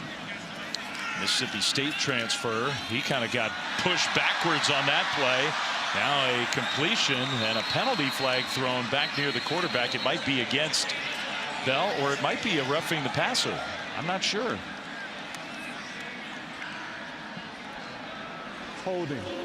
Offense number 55. Yeah. 10-yard penalty. Second down. So it's the guy Stormy was just talking about. Yeah, that's him. Leon Bell trying to slow down Kobe Smith, 18. Here's Bell. And this is just an easy call for the officials. Anytime you get your hands outside the shoulders and around the frame and then you see the hand around the neck, it just makes it too easy for the officials to call that. I mean, at least based on the roster, Leon Bell's 6'8", 330. Kobe Smith is 220 pounds. Now, maybe he's a little bigger than that. Just poor technique. Exactly. You lose that size advantage. Sidearm throw and dropped. Dropped by L.J. Johnson. Sangapolatele. That was kind of a nifty little throw there, and Johnson just dropped it. Great job by JKS changing his arm angle to get that football out, but here comes the drops again. We talked about this earlier. It's hurt Cal all season long. That was going to give them an opportunity to make this a 3rd and manageable type situation. Not a lot of calls on your play sheet for 3rd and 19. That's 2 big drops already in this third quarter for Cal receivers. JKS cannot make a bad series worse. He needs to be smart with the football here and allow his punter to change the field position. The pressure, I mean, it was a 2-man rush, and it got to Sangapolatele. Throws it across the middle. Johnson catches, but is tackled short. Murgat got him to the turf, so now 4th down, and I'm sure that punt team will be coming out. That was a 2-man rush. Well, the offense was hesitating for a second, but yeah, back to it. Yeah, 2-man rush. When you drop 9 guys into coverage, there's just going to be nowhere to go with the football. But when it's 3rd and 19, you're allowed to play coverage like that. Cal just getting behind the sticks, and you can't play football in that position. Give a lot of credit to this Duke defense. They've been relentless and disruptive really pretty much since the get-go. Maybe Wes Williams again. I mean, a 2-man rush, and they still affected the quarterback. Now a much better punt here. And Kern will pin Duke very deep. Beautifully done. That is about as good as you can do it. All the way inside the 5-yard line. Well, tomorrow at 10 a.m. Eastern, not that many hours from now, actually, on ESPN, you can catch NFL Countdown. Adam Schefter, the latest on the Ravens playing without Lamar Jackson. That's a big story. All access with Jonathan Taylor. Randy's best catches of the week in You Got Mossed. And on Monday, a game that on paper maybe at the beginning of the year didn't look that enticing. It's a really good game. The Jaguars are playing well. The Chiefs have to go down to Jacksonville on ABC, ESPN, ESPN Deportes. You got Peyton and Eli on ESPN2 for Monday Night Football. Raiders are not involved, but it's still a game that's going to be worth watching. That was a 60-yard punt, by the way, with no return. That's good special teams play by Cal. And a short run from Shepard. Speaking of the Kansas City Chiefs, there's Noel Williams, foreigner cornerback here. He was an All-American a season ago, led the country with 7 interceptions last year.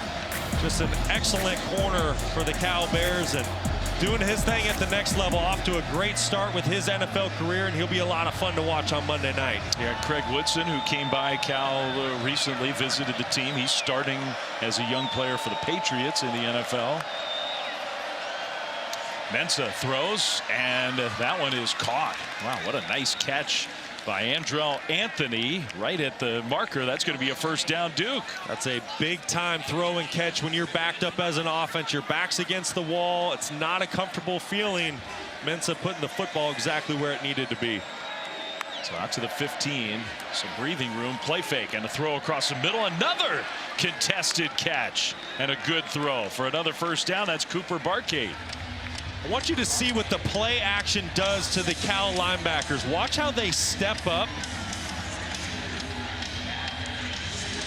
I think is going to be the final play of the quarter. Manny Diaz is going to be content to let the clock wind down. I mean, the point you were making is a good one about the play flip fake just set up. It's a very simple thing. It's the RPO offense. You can either hand that football off, but if the linebackers are going to step up hard, you're going to throw a slant right behind their ear, and Darian Mensah has just read that so well. It's Darian Mensah. It's cooled off some. Play fake. Looking down the field and throws. That pass is caught. Found the opening in the defense. Andrell Anthony, his second catch on this drive. That's 15 yards. Anthony having a nice night, and that is a great layered throw by Mensah to the second level. I love the touch that he puts on this football. Excellent throw down the field. They'll play fake it again, and almost a completion that might have gone for a big gain, almost an interception. There's a lot that could have happened on that play. Yeah, that was a dangerous throw to the outside, trying to set up a little tunnel screen outside of the tight end, Jake Taylor. The football just got away from Mensah. Really his first errant throw of the night. Second half, much more modest numbers. He was on fire, especially in the second quarter. This is a drive for Duke that started at the 4-yard line. They're already out to the 40. Look at that formation on the left side there.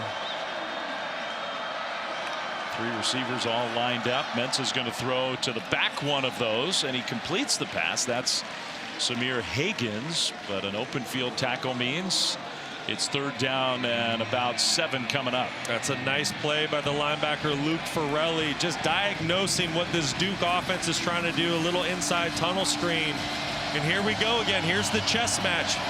Right now, Cal's defense, they've been winning on 3rd down. Can Darian Mensah find a way to keep this drive alive and pick up a fresh set of downs? Haven't converted one in the second half. Cal shows some pressure. They rush 4. Mensah steps up. He'll throw on the run. Tipped and incomplete. It was tipped once, hung up in the air, and then Barkade actually had a chance on the deflection, but it's 4th down. I tell you what, this is an elite performance right now on 3rd downs by this Cal defense. They've been faced with a number of them here in the second half, and they just keep getting off of the field. The question is, can the Cal offense just get something going? Is it in the run game? Is it an explosive? Do they have to find a trick play? But the defense keeps putting them in great position. Duke offense did get some field position with that drive.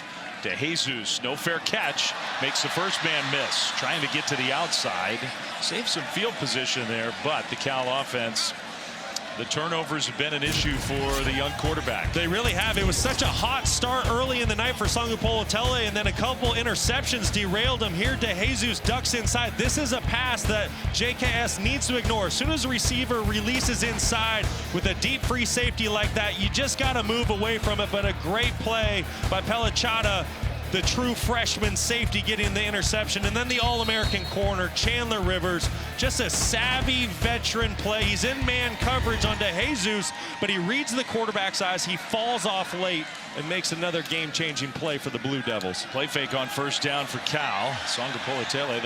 The running game is really not a big part of his game, and Elliot Shopper, who's made an impact, gets him to the ground. This Duke defense has just been relentless the last 2 games, and if you count this one, the first 3 games of the season, only 1 takeaway. The previous 2, 7, and tonight there's another 2. I mean, so they have really turned up the heat on offenses once they got into ACC play, and this is one of the best defenses in the country right now at taking the football away.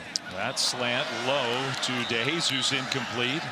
The Cal offense right now can't get a first down. The Bears have just stalled out almost entirely. Can't get a first down, can't get a completion. There's just no rhythm with this offense right now. It's moments like this where you have to go to your most reliable players. And if I'm JKS, I'm going to try to find number 7, Tron Grizel. He's going to be at the bottom of your screen. He's the veteran presence in the wide receiver room. He's won a ton of 50-50 balls this year. He'll throw to Grizel, who turns it upfield but can't get away.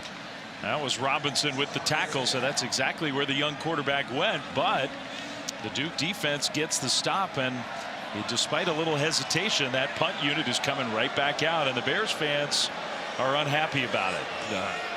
I get it. You're frustrated. It was such an exciting start to the game by your offense, but this is the right call. It's a 2-possession game. There's still over 12 minutes to play, and the way this Cal defense is playing, you punt the football deep, you play the field position game right now.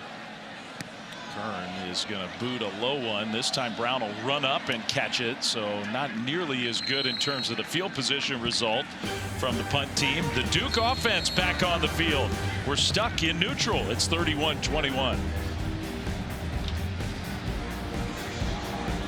They're known for the tacos and be a little more polite. I'll tell you what, I did a little personal market research today, and their tacos are fantastic.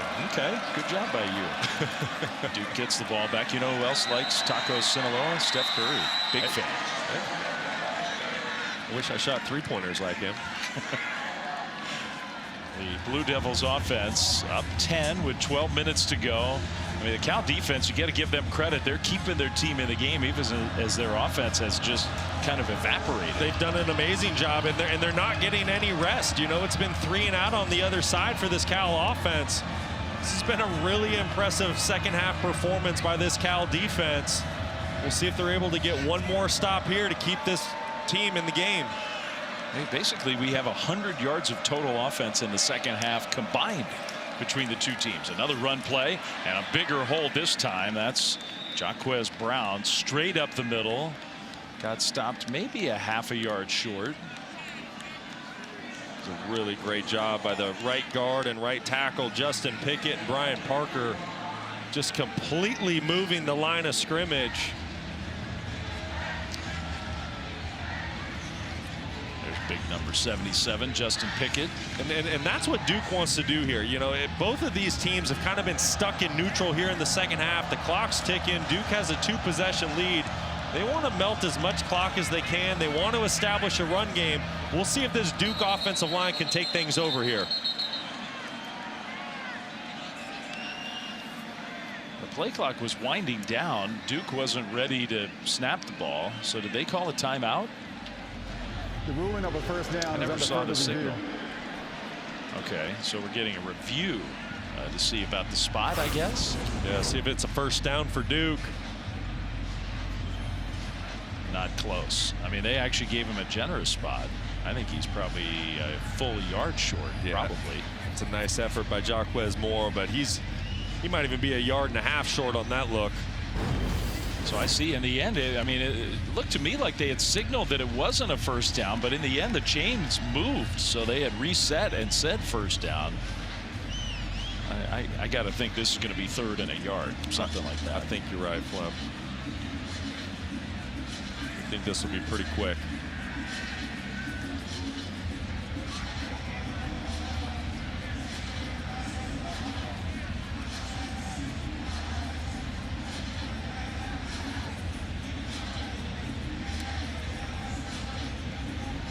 .54 to go. Duke looking for what would be a big win for the Blue Devils. Back-to-back road games. You go up to Syracuse, have to play in the Dome, play by far your best game last week. And then you come here to Berkeley, so far from home, and get off to the slow start. You're down 21-7. It's looking like it's not going to be your night. They have really dominated the game since then. This would be massive in what looks to be a wide open ACC conference race. If Duke is able to pull this one out, this will be the first time that they've won 4 consecutive ACC road games since 2014. You have to go back to last year. Short of the line of game. It'll be 3rd down. You have to go back to last year for that 4th consecutive one, but boy, this Duke Blue Devil program, they're doing some really good things right now. They have talented players. They've got a quarterback to run the offense. They don't play in Miami. They don't play Florida State. So it's moments like this when you're in plus territory. It's 3rd and 1. If I'm Duke, if I'm the offensive coordinator, Jonathan Brewer, I'm hard play action. I'm taking a shot down the field because to me this is 4-down territory.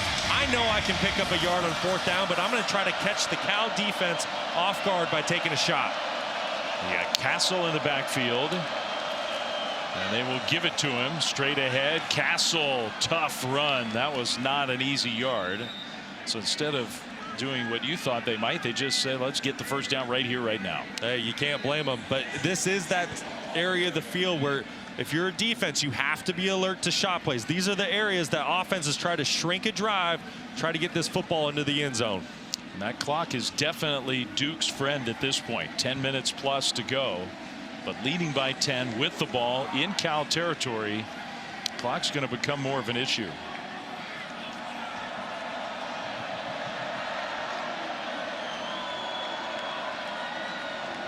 Blue Devils, who so often go at hyper speed, they're very content right now to take their time. Play clock all the way down to 5 before Mensah hands it off to Moore. Off and running Moore inside the 20 down to the 15.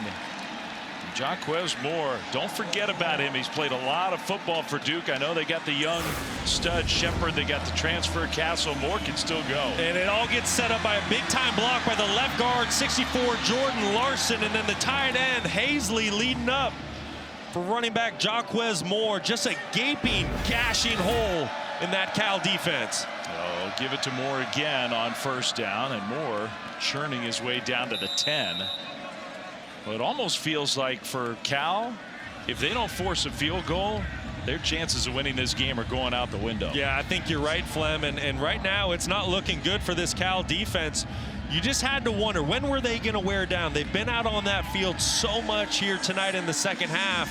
And right now, this Duke offensive line is really starting to take over the football game by getting this run game going. 2nd and 7. Now Shepard in the backfield.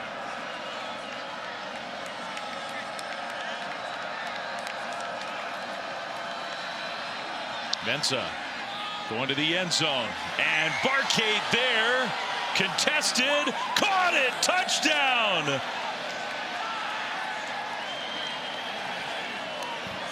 What a catch by Cooper Barcade. He had Zeke Massis all over him and came down with the ball. Well, this is good on good. You're going to see Barcade run a corner route right here.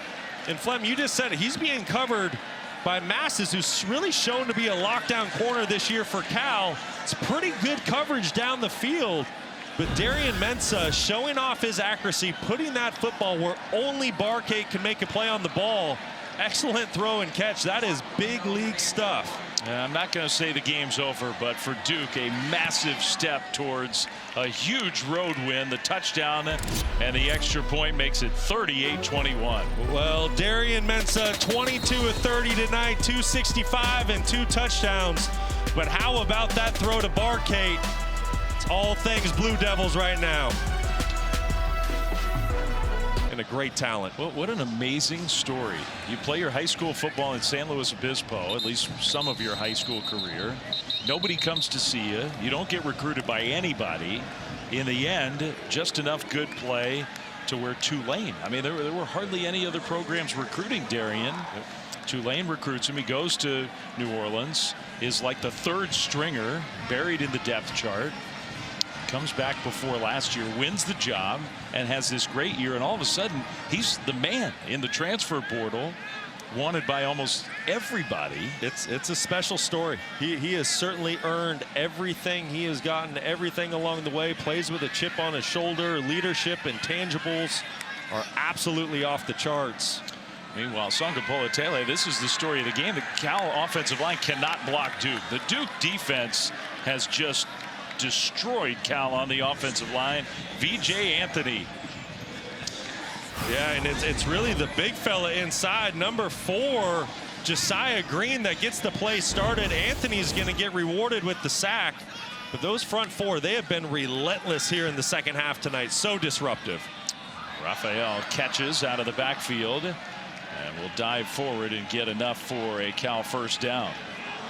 And that really is the story of the game. You were just alluding to it. This Cal offense came out the gates firing. The first 3 possessions of the game were touchdowns. And then they've been ice cold since, but you got to give a lot of credit to this Duke defense. They've just dominated them up front. And in the backfield again, Anthony. Songa Politele, that one juggled, and it worked out well for Raphael. Caught it out of the air and somehow gets a Cal first down.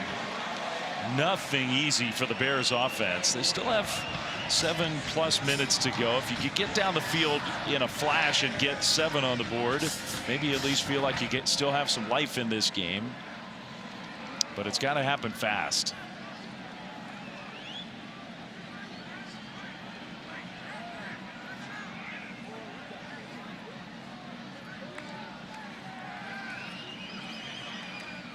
That one tipped and intercepted. Went through the hands of Johnson, and Shopper, who's played a big part for Duke tonight, comes up with the 3rd Blue Devils interception, essentially to put this game away. The true freshman, Elliott Shopper, is having himself a ball game coming in off the bench. The pass is slightly high, and Shopper makes Songa Politele pay. Blue Devil ball when we come back. Shepard gets the carry for Duke. I mean, look, this has a chance to be a really fun year in the ACC. You got Clemson and Florida State at the bottom of the standings. That's hard to explain. But I get the feeling that Duke, I mean, Virginia is a different conversation, but we'll just focus on the Blue Devils. They feel like they're for real the way they're playing these last few weeks. It's because they are for real. I mean, this is a really, really impressive football team. Forget what happened the first 3 weeks of the season with the Blue Devils. The last 2 games and tonight, all 3 phases, offense, defense, special teams, they just haven't been good. They've been elite. And if Darian Mensah keeps playing the game the way he has been, this is going to be a team to reckon with in ACC play. Shepard hits the big hole, and Shepard is going to go all the way for a touchdown. Overwhelming Cal here in Berkeley. 46 yards for the true freshman.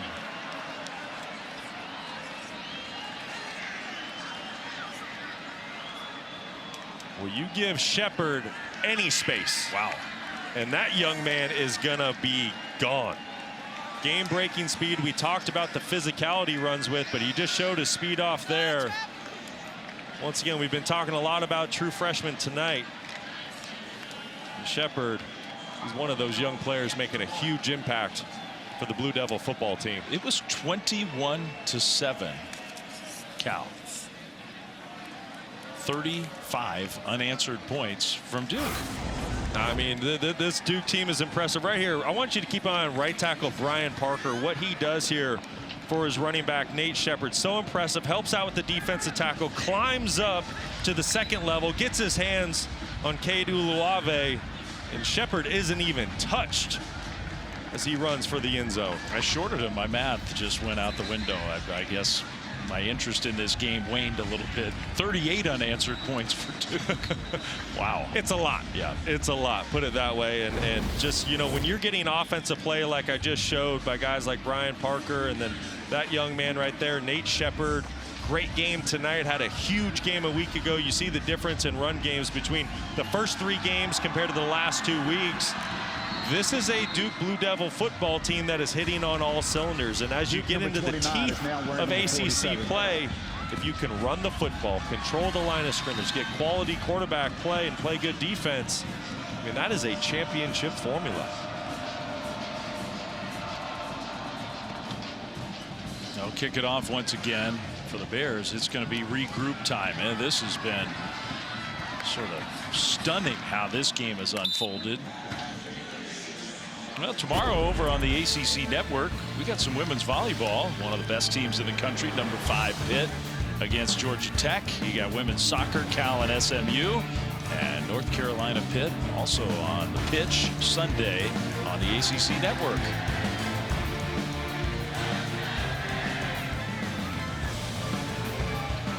Well, Cal's going to take their young quarterback out of the game with the score 45-21 and give Devin Brown some snaps back there.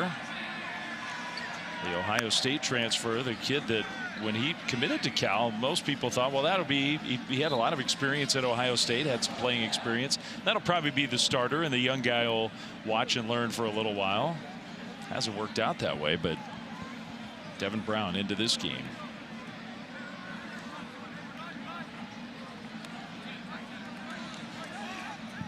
And what do you think about Songa Politele? I mean, he threw 3 interceptions, not all on him.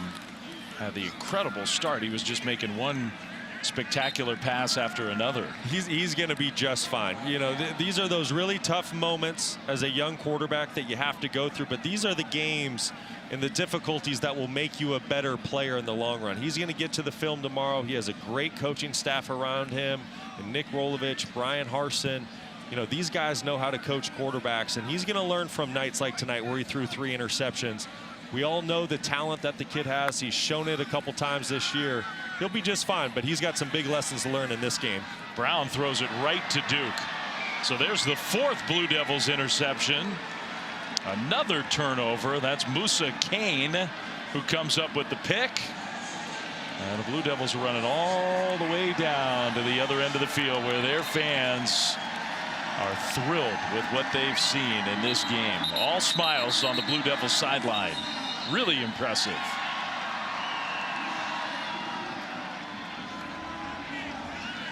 You know, Duke football history isn't just a path to glory uninterrupted. This is about as easy as an interception as you can come across. Brown throws it right to Kane. And the 4th interception tonight by this Cal offense. Ton of credit needs to go to this Duke defense. They have absolutely been a machine at taking the football away through the last 3 games. And now the backup quarterback for the Blue Devils will come in with the game decided. That's Henry Beelan.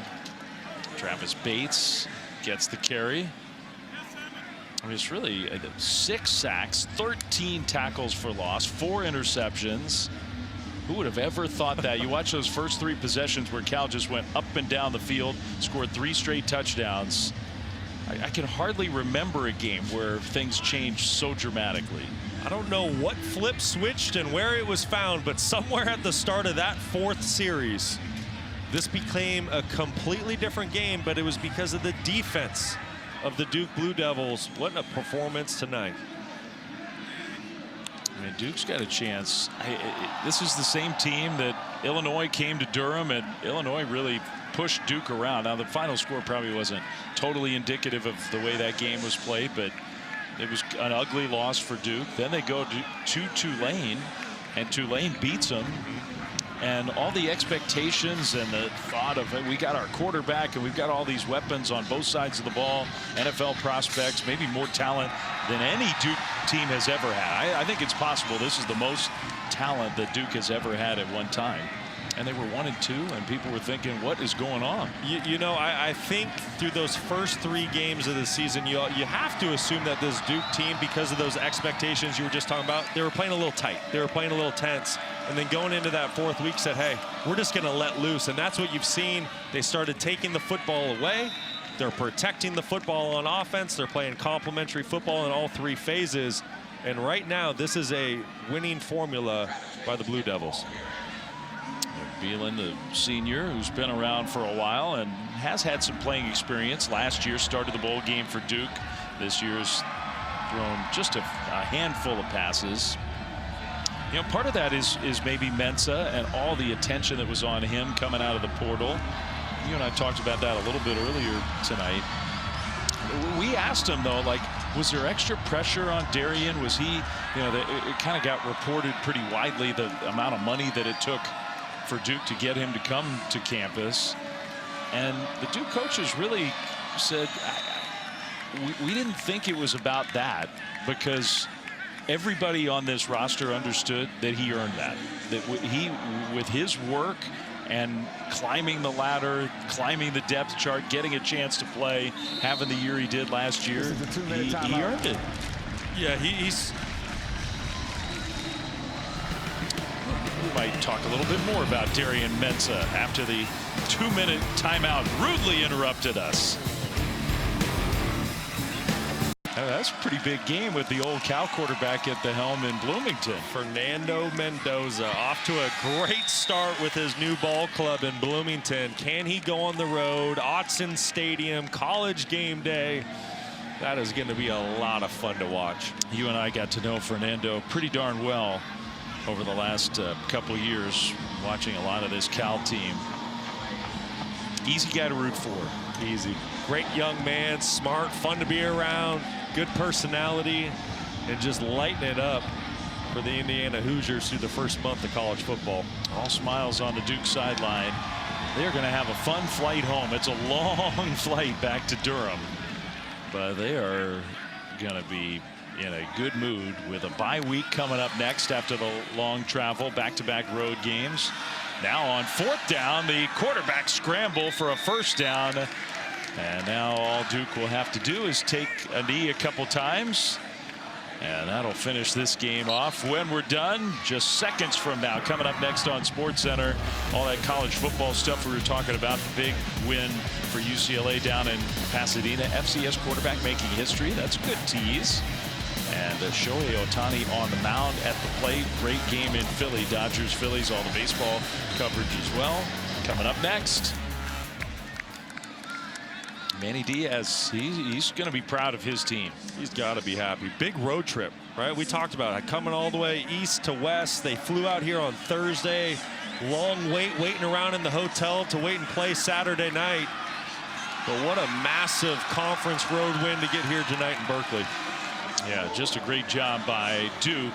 The 38 unanswered points to finish off Cal. 45-21. The Blue Devils, we haven't said this a lot in the past. They are a force to be reckoned with this year in the ACC. Listen, offense puts butts in the seats, but defense wins championships. And right now, you have a quarterback at Duke that can make any play that you need. And you also have a defense playing at a championship level. I can't wait to see what Duke does as they head in to the teeth of this ACC conference schedule.